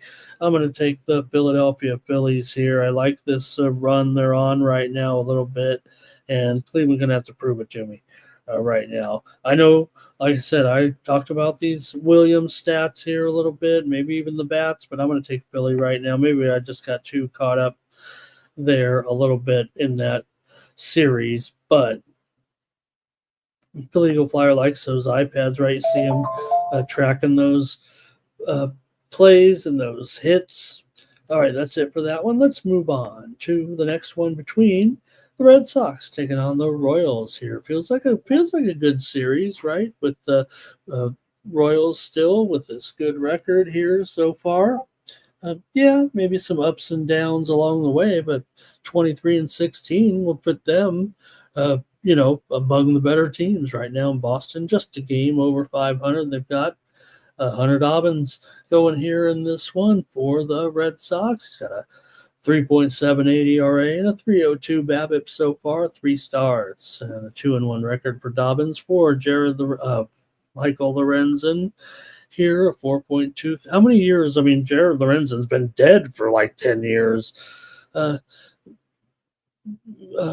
Dobbins here as a favorite, $1.20 right now, probably more like $1.15. The total 915. Kansas City on a roll here right now with this winning streak. Of course, they looked really good. They were playing the White Sox, no big deal, but they weren't giving anything up.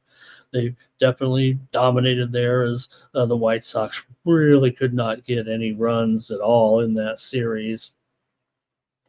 For Kansas City here, it is a 6-game winning streak overall. They've won 10 of their last 11 at home. Boston's won 4 of the last 5 meetings between the two teams. They have not met yet this season. Boston's gone under in 5 of their last 7, but over in 5 of their last 6 on the road. 6 of the last 7 meetings between the two teams here in Kansas City have gone over here.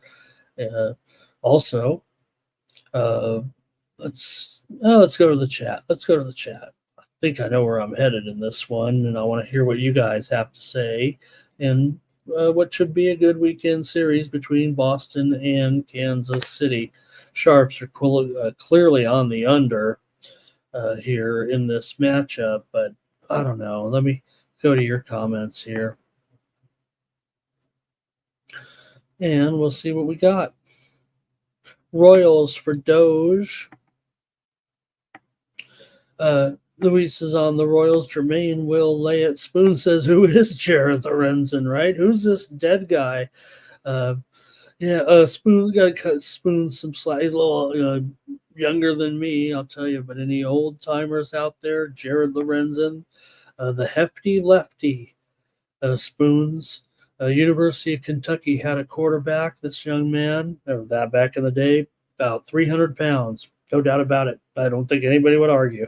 They had a if it was 275.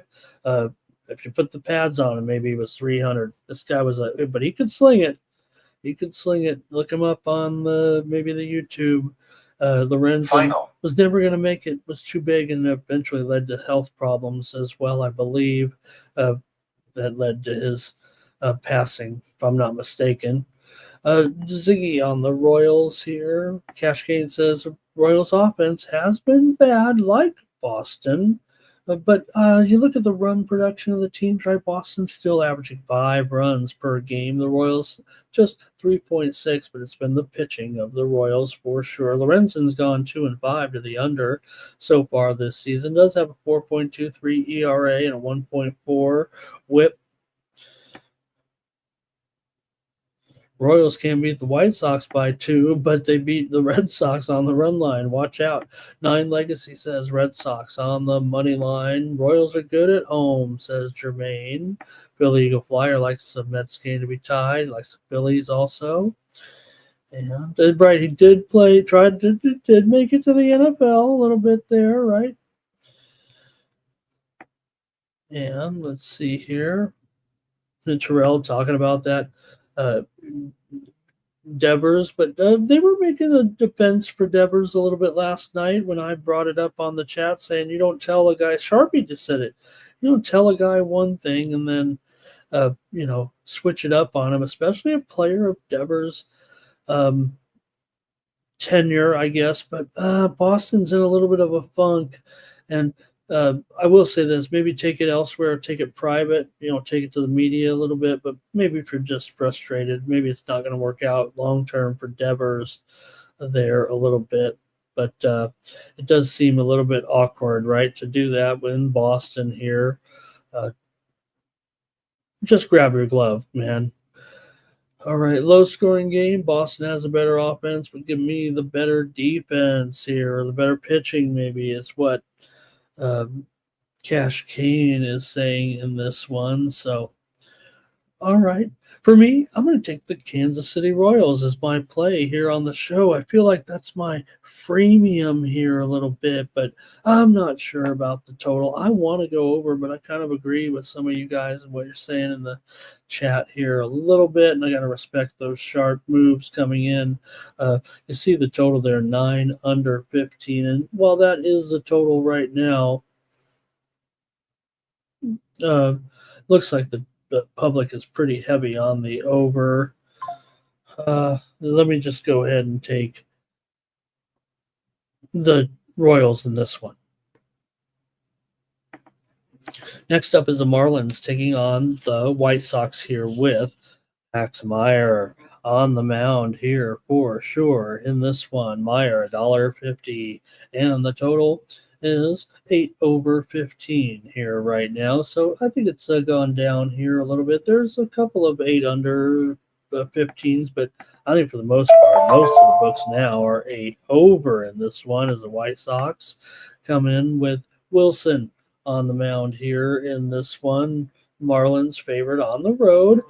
Meyer, 3.92 ERA, a 3.33 BABIP. We saw Meyer with that incredible performance earlier in the season, showcasing his potential. It feels like he's had 7 starts, 2-3 record so far. For Wilson, he's an opener.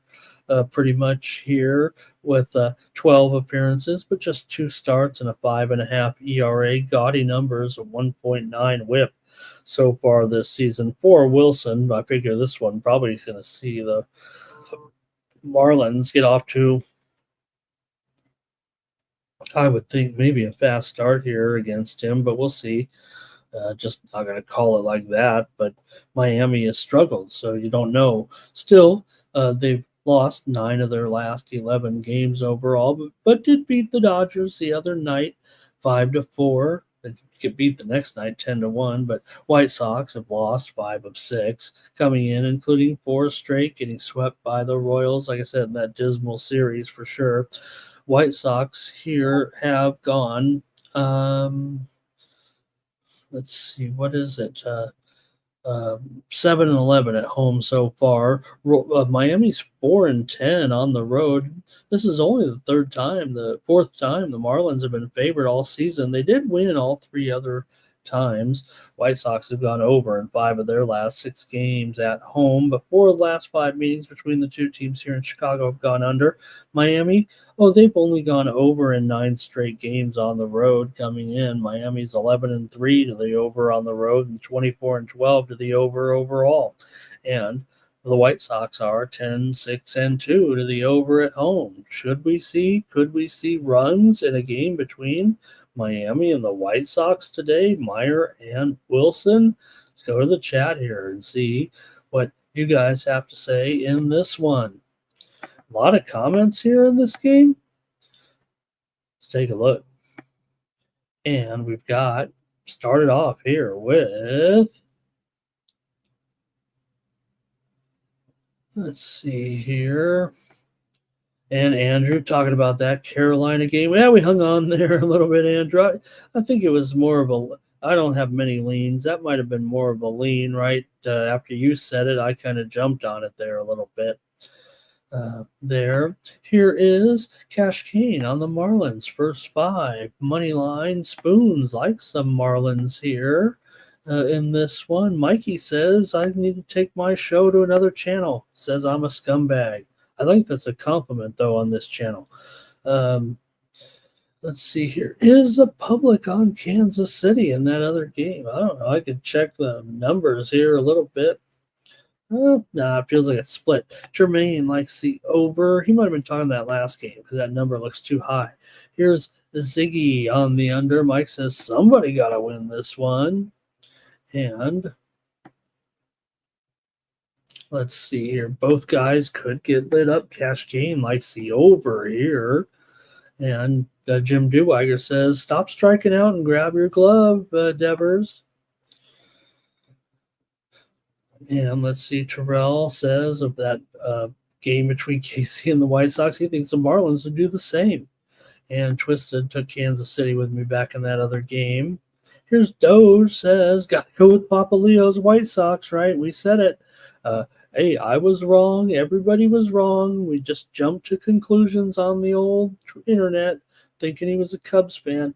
Clearly, he's a White Sox fan. If his brother's saying he's a White Sox fan, I'm thinking he's a White Sox fan.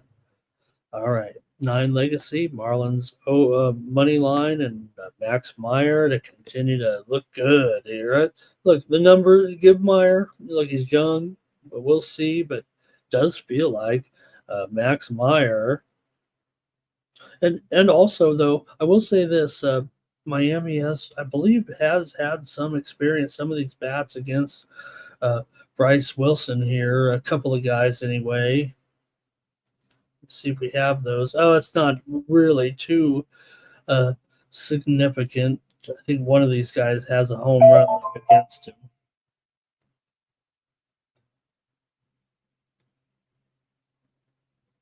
I don't know if I have it here right now, but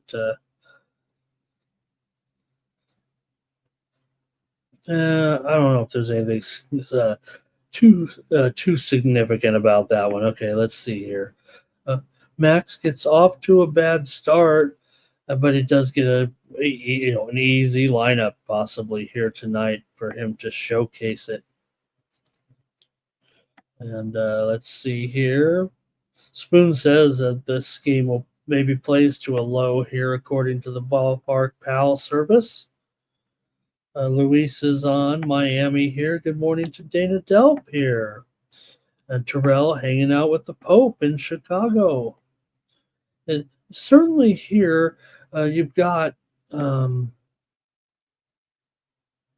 see here, a few more here with alternate over 10 for Jermaine. Billy Eagle Flyer on the Marlins here. And let's see, Marlins and that bad bullpen ERA here up to 5.3 right now. 5.13 says. All right, I think that's gonna do it. I guess I got to make a pick here in this barn burner between Miami and Chicago here today. I like what you guys are saying there, kind of about Meyer here in this one. And yeah, I think we get off to a flying start though here with Miami. Is that price tolerable? However.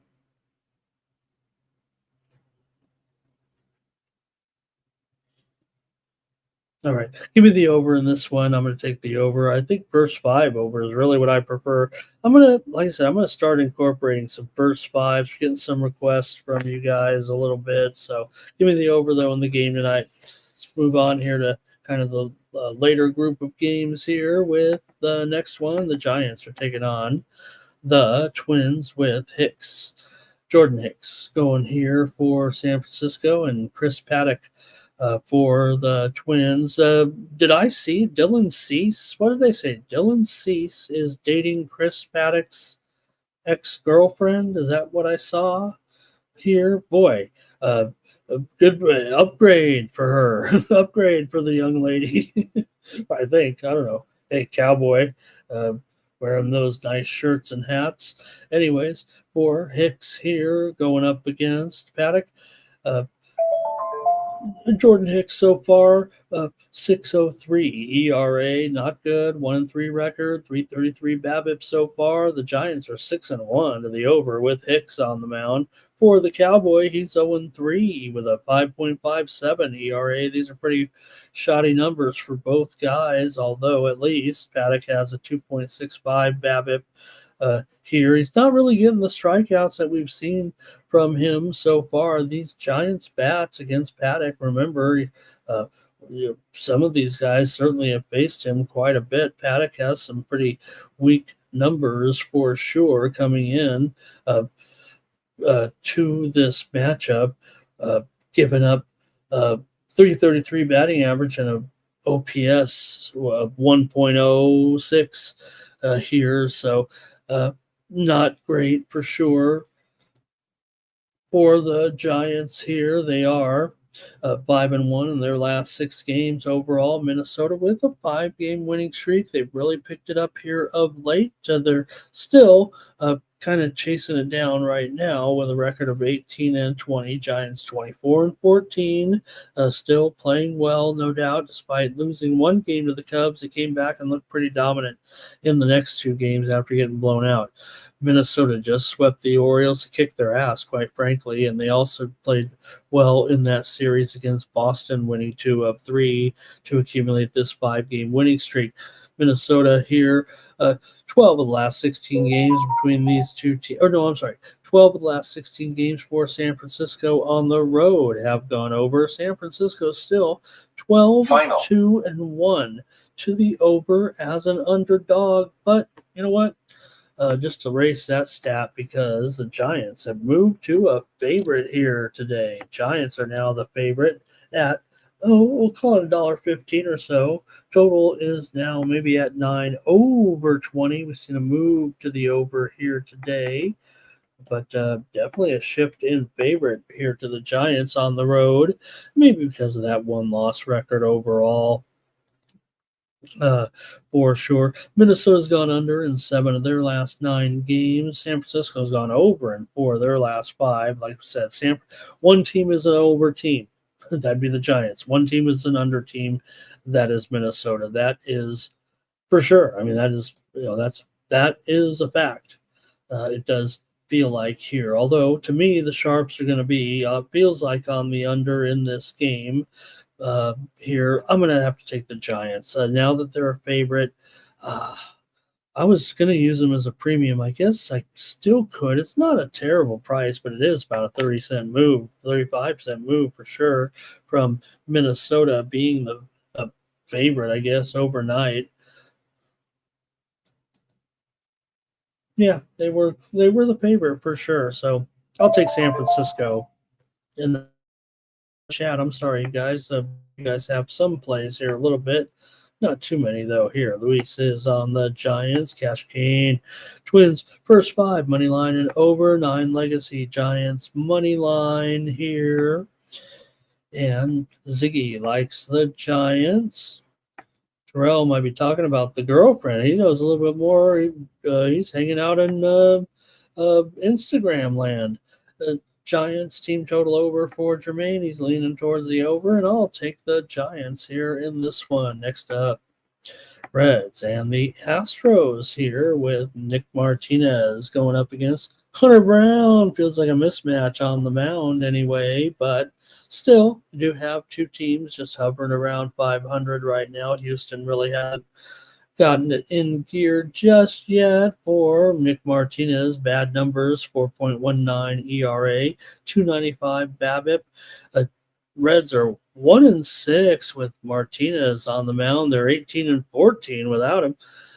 Brown 5-1 so far, 1.6 ERA. Pretty strong numbers for sure from Brown. Houston comes in off of a win, but they did not win the series against the Brewers despite the 9-1 win a couple of nights ago. Cincinnati did play yesterday. They're on the road here after a 4-game road trip in Atlanta. Hit the plane, come in here to Houston tonight. Brown has had some modest success against this Cincinnati team coming in for Brown. He's allowed this expected lineup to a 3-for-17 mark in one appearance, a 176 batting average that comes out to, and a 444 OPS so far for the Cincinnati Reds here in this one. They have gone under in 5 of their last 6 games on the road and 4 of their last 5 games overall, but Houston's gone over in 8 of their last 10 overall. 7 last 10 meetings between these two teams have gone under. Reds have won 9 straight games over the Houston Astros here. Overall, it's been a tough series, actually, for Cincinnati, but the Reds, like we said, struggling here a little bit right now after losing that series to Atlanta, 3-1. They've lost 5 of their last 6. Houston has lost 5 of their last 7, but they were on the road. They're back home, where they've won 5 of their last 6 games overall.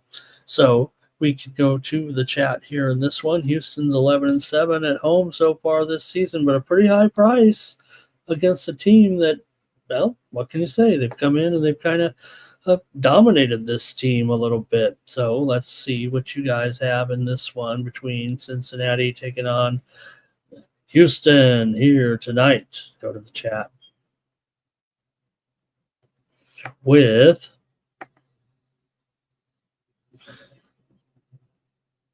see if I got you here. We've got Cash Kane on the Astros, -1.5. Here's Ziggy liking the Reds on that run line. Reds on the run line today, +1.5 at -145. That might be the smarter play for me here. Here's Luis on the under. Jermaine says, give me Hunter Brown and take his K-prop over.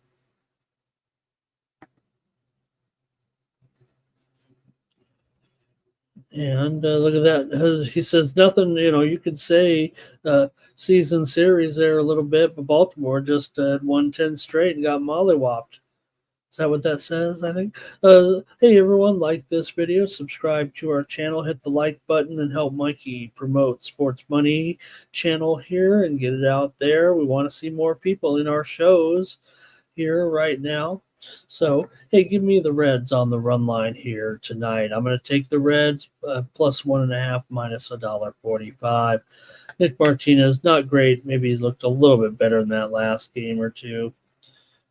All right, Jim's on the Reds as well. And Jermaine says, Martinez, bad numbers so far. It really hasn't developed here in the since coming over from Canada. Next up, we've got the game between the Orioles and the Angels here. Orioles on the road. You got Sugano. I thought he was better last time out. Sagano so far, he's got a 3 ERA, 2.42 BABIP. These are decent numbers here. He doesn't overpower them, but he has good control here for Hendricks in this one. Right now, Kyle Hendricks, 5.28 ERA, 1-3 record, but 2.14 BABIP would indicate a little bit of luck. Hendricks has faced this Baltimore lineup before with pretty decent success, a 2.29 batting average against and a 5.53 OPS coming into this one. But Baltimore here, look, this is the worst game of the night. We know that. Baltimore's on this big losing streak. Just talked about how they got mollywopped. If that was the quote by the Twins, they were outscored in that series 19-5. They're on a big losing streak here right now, but the Angels aren't great either. We know that. Let's see what you guys have. The widely reported steam did come in here on Baltimore. It also came in on the over. Right now, that $1.50. That's probably the high water mark. I don't even think there are any $1.50s out there anymore. It feels like $1.45 or a little bit lower here. And what's up with my graphic there with that total? Let me just update it because 9.5 over 20 over is definitely the favorite. Now, in fact, the sharp books have 10 under 20, which may indicate a high scoring game here between these two. Let's see how you guys have it here today between Baltimore and the Angels. I'm going to go to the chat here right now and see what you guys have in this one with the Angels and Orioles here. Baltimore's actually won 7 of the last 9 games between the two teams, although the Angels have dropped 9 of their last 12 overall. 8 of the last 10 meetings between the two teams have gone over. Angels have gone over in 8 of their last 9. Baltimore's gone under in 12 of their last 15 games overall. Let's go to the chat, see what you guys have here. Chase J, nice to see you in the chat. Thank you, Chase, for saying hello. Luis is on the O's here. And let's see here. Ziggy's on the Orioles. Terrell likes O'Hearn and Mullins to go Homer. Thank you, Chase, for being here today. Doge says go under in that Astros game back there. Thank you. And let's see here. Jermaine, Angels in this one. 9 Legacy says Baltimore money line. Cash Gains on the Orioles here on the run line. And I'm taking the Orioles on the money line. That's all I can do here, I think. I want the Orioles in this one. Everybody was ready to bury the Orioles. I don't think they're anything special, but I think they're a little bit better than everyone was whining about there. I know we're on a big losing streak right now, but we're going in to play the Angels here. 2 very bad teams. I'm going to go over. I'm going to go, oops, how did I say it? Twisted said the over. That's what it was.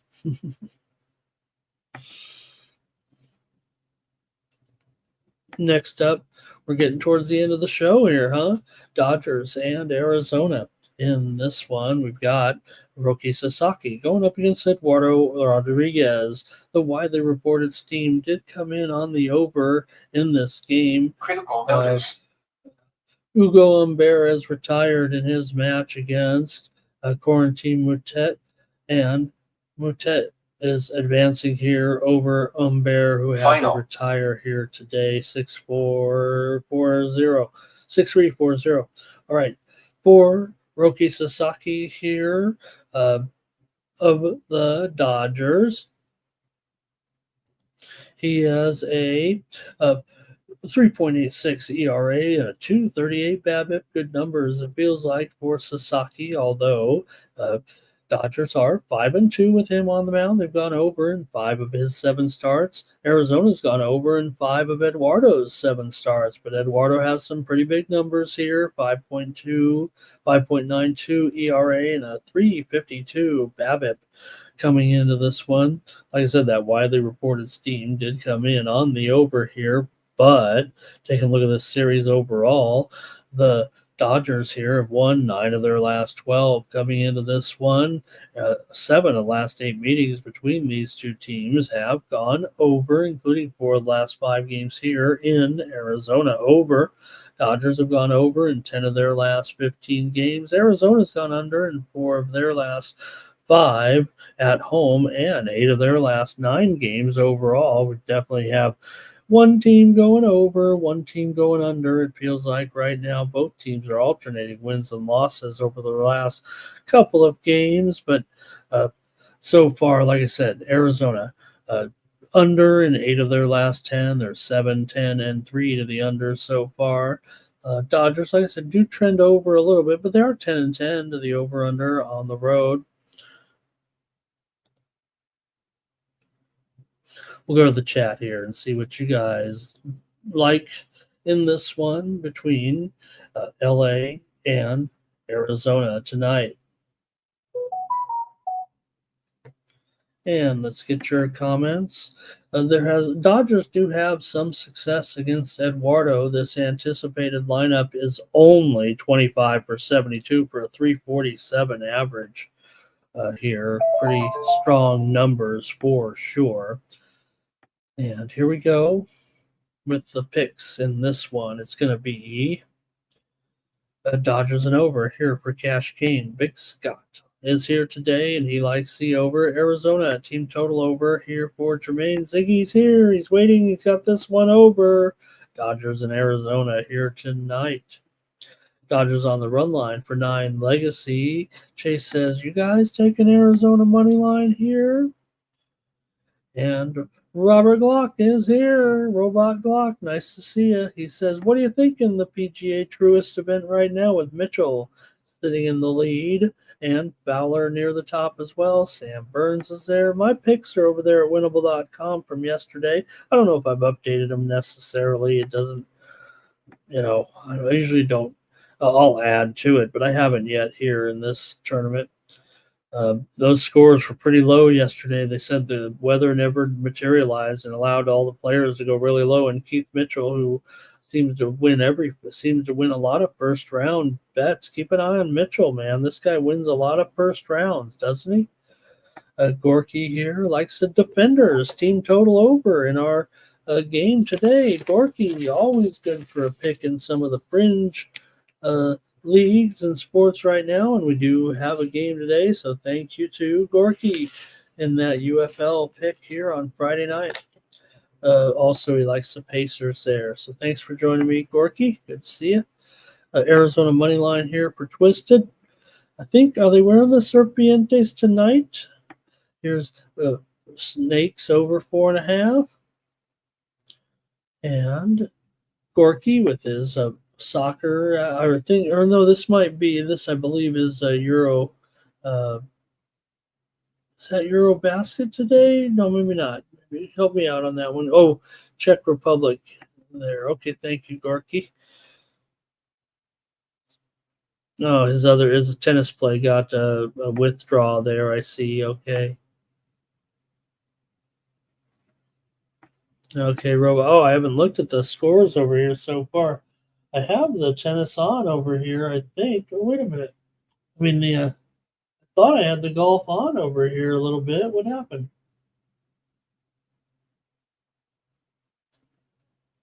Oh, have we moved already to the golf channel? Haven't been able to keep an eye on it though just yet. Thank you, Gorky. Great to have you commenting on some of that.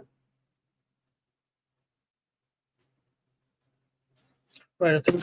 Whoa, disaster here. Okay. Anyways, I better make my call on this one. Between the Dodgers and Arizona today. Feels like an important series for Arizona. They could it feels like they almost got to get back in the race here a little bit, right? With what we've seen so far with these other teams kind of getting away here is what feels like's been going on. So I said that widely reported steam did come in on the over here, and we're looking at tens for sure. What do I have on the screen here? Let me see.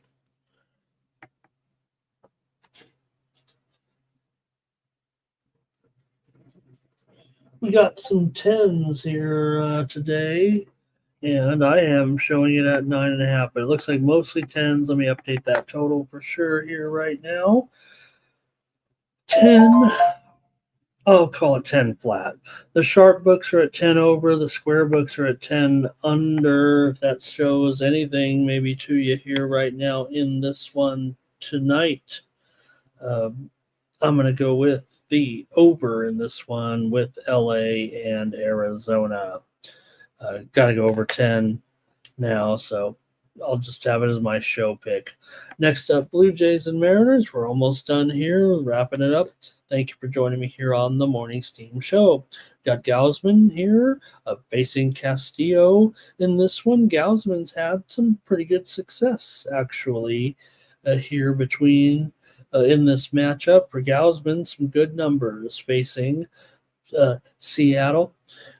Gausman here in 98 at bats facing the anticipated lineup, just a 194 batting average, although 8 home runs, pretty rough, so to speak. You do have Seattle favored with the real Luis Castillo. We don't have to say that anymore with Luis F. Castillo now on Baltimore, but kind of like saying it. Castillo, 3-2 with a 3.29 ERA, 279 BABIP, 1.3 the whip. Gausman, good numbers here, despite just a 3.83 ERA, a .92 whip, 182 batting average against, and 212 BABIP coming into this one. Total right now, 7.5 under at -120. Feels like it's going even lower here right now. I'm starting to see 7 over here at some books right now, and the line has gone up for sure. It's about $1.40 or higher here, even $1.45 or higher at some spots here in this one. But hey, you know what? Toronto, they got it done yesterday on the road. Yes, they were playing the Angels. They're playing obviously a much tougher team here today. And I'm going to go under in this one with Toronto and Seattle as my play. I think for me in this one, look, the trends probably point to the over here, but I'm going to give Gausman good numbers, a chance here against a strong pitcher in Castillo. Seattle's gone over in 8 of their last 10, but Toronto is under in 6 of 18 in 12 of 18 games on the road. Here, Toronto has lost 10 of the last 14 games at Seattle. Both these teams came into the league at the same time, I believe 1977, I want to say, there. And Seattle's gone over in 5 straight at home, and 4 of the last 5 meetings between these two teams have gone over. Seattle's gone over, and as I said, 9 of their last 11, not 8 of their last 10. Toronto's dropped 4 of 5 coming in, but they got that win yesterday over the Angels. They did not win the series. They struggled here a little bit for sure. Seattle did win the series against the Athletics. So I'm going to take the under, though, here in the final. And we've got, let's see here. Gorky says Dodgers might get swept in this one. I have a feeling that Arizona's going to play a pretty good series here. Mitchell here at 11 under, Lowry 10 under, Sepp Straka 9 under. Ricky on the move here today a little bit, already up to 8 under.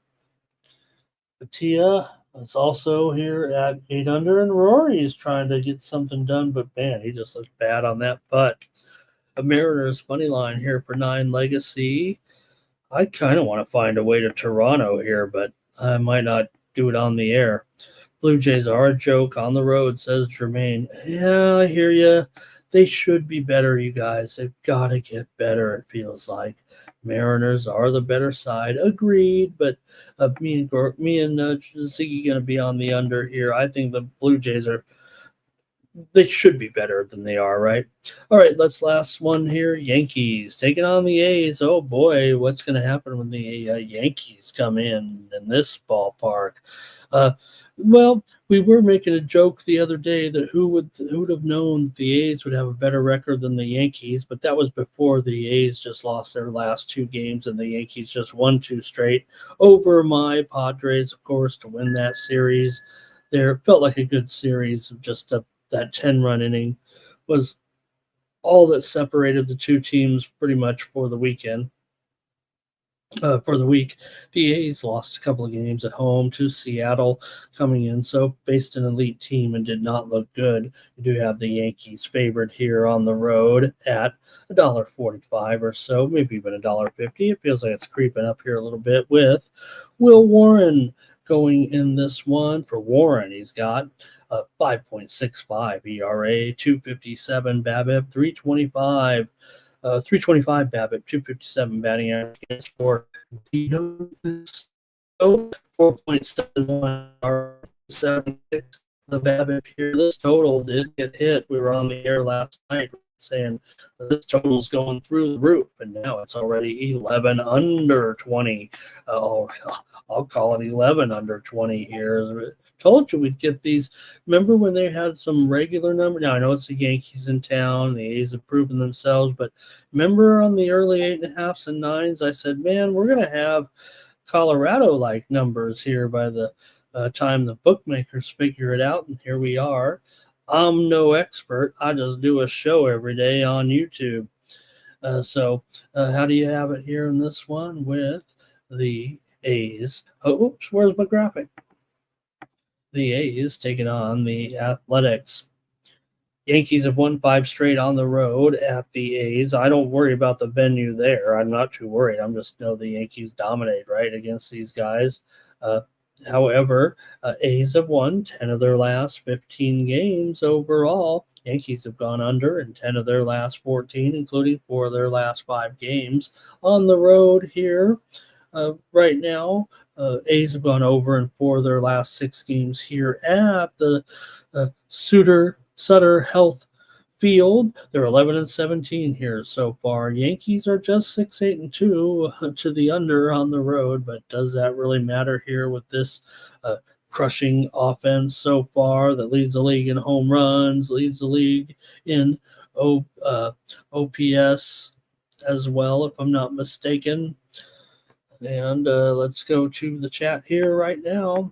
And we've got Gorky says that since Teoscar's left, that hurts the Dodgers lineup a little bit. Terrell says the Toronto Blue Jays have value. I kind of agree with that in a way, Terrell, for sure. I think I'll probably be on Toronto a little bit here coming up when I think people ought to fade him, especially Nuki says they're going to fire another manager here soon, right? Boy, it's been a rough road for these Blue Jays managers, it feels like. Jays are struggling here on the road, though. Here's Seattle money line and under, and there's Nuke ready to fire another Blue Jays manager. Markel likes the A's in the first 5. I think he also likes the over here. And how about Ziggy liking the over for sure? Here's Yankees run line, team total over here right now. And Jermaine says, am I muffled? Maybe I'm just mumbling here because I'm so tired. Luis is on the over, and Gorky's watching some action in that Czech Republic football this morning. All right, I guess I got to make my call on the last pick on the show, and we've got I think that kind of does it there for the morning steam. I think we might have one more move here a little bit. Anyways, you know what I'm doing? Let me see what the run line. I want the A's actually today. I kind of want to take a chance here with the plus 1.5, minus 125. I'm going to try the A's here. Maybe the Yankees will blast them, but I'm gonna go with the A's here in this one on the run line. I'll take them plus 1.5 at minus 125. Nobody's going to want the A's, are they?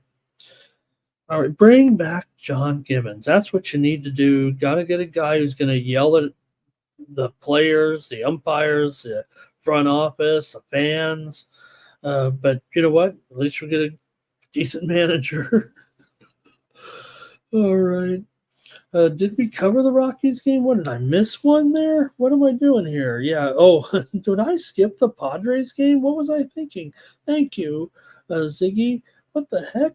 How did I forget the Padres game? All right, let me do it here. I don't even know if I had the graphic ready. Did I just pass by it?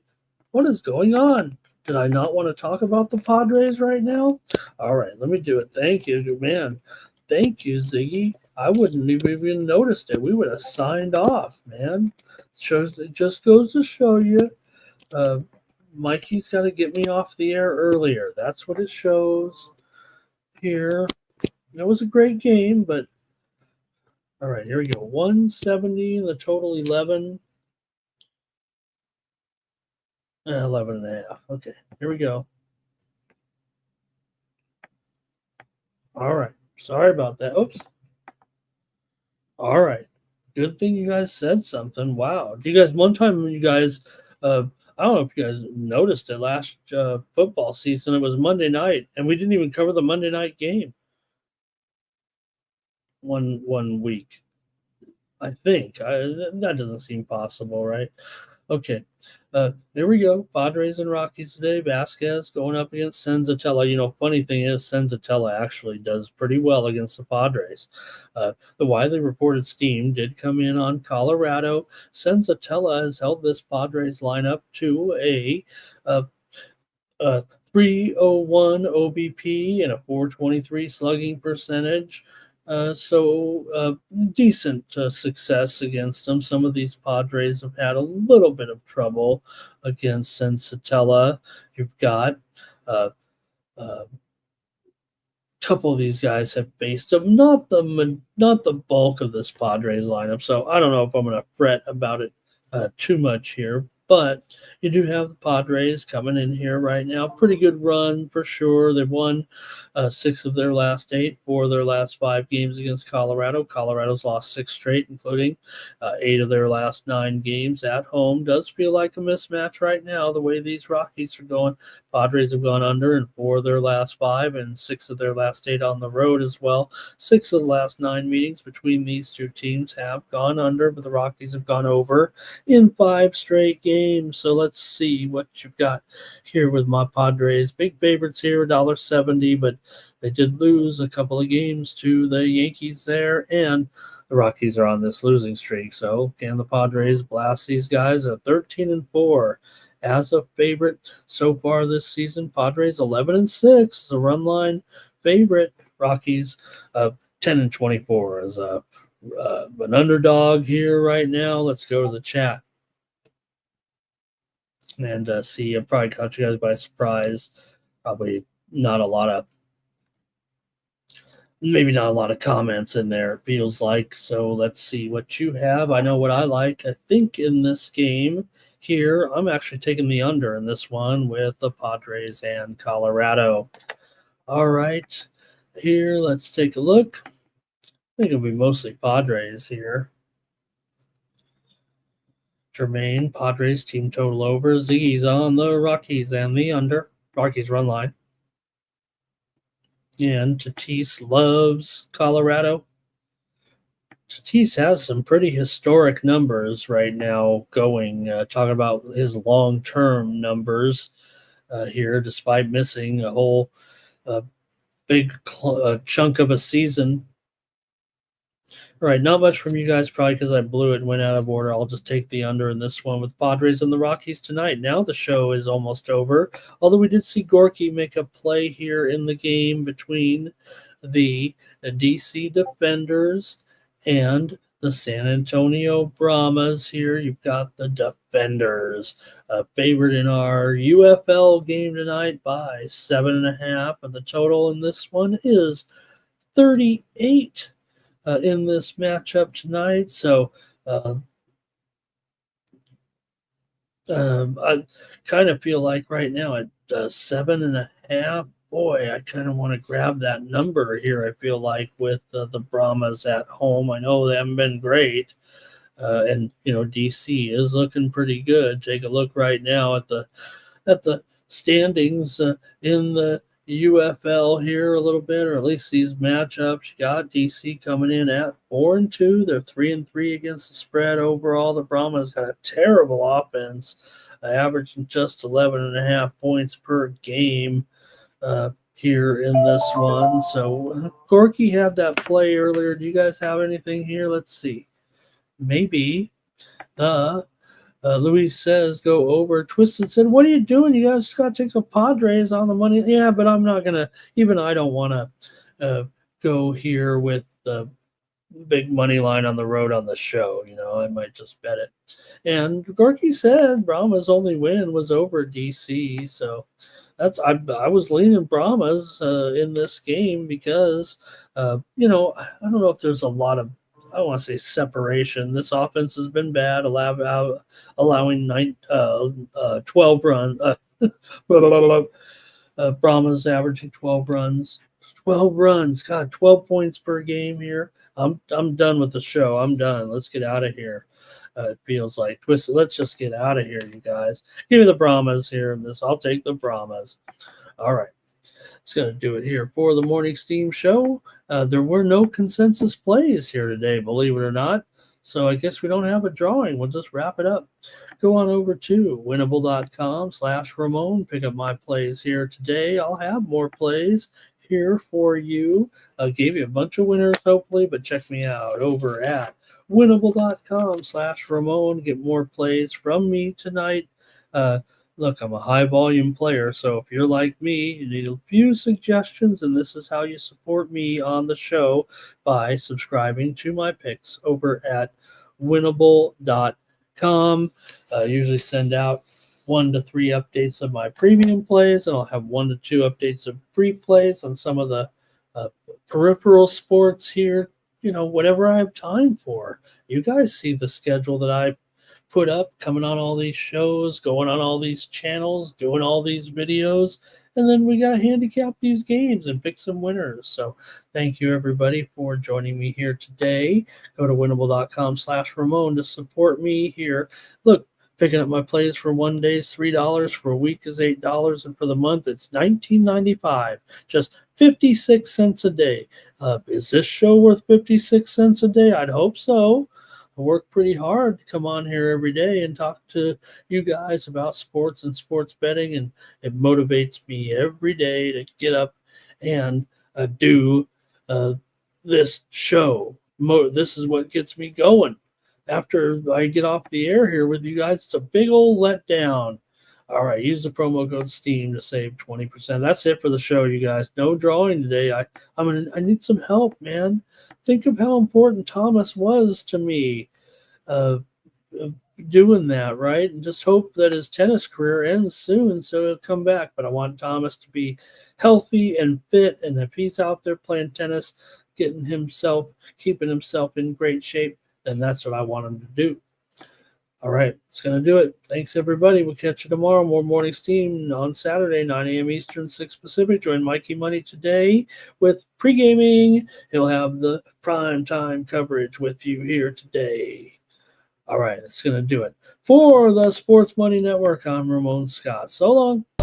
That's going to cover. That's going to cash. Then we make the 100-yard dash to the window. I don't know what you thought. It's Ramon Scott running so hot. Sports make money and we make money with sports money every single day. NFL, NHL, NCAA. Stay away from the juice, we might play a parlay. It's the Morning Steam. What? Ramon Scott. Sports money. What? Wake your ass up and let's get to the money. Get to the money.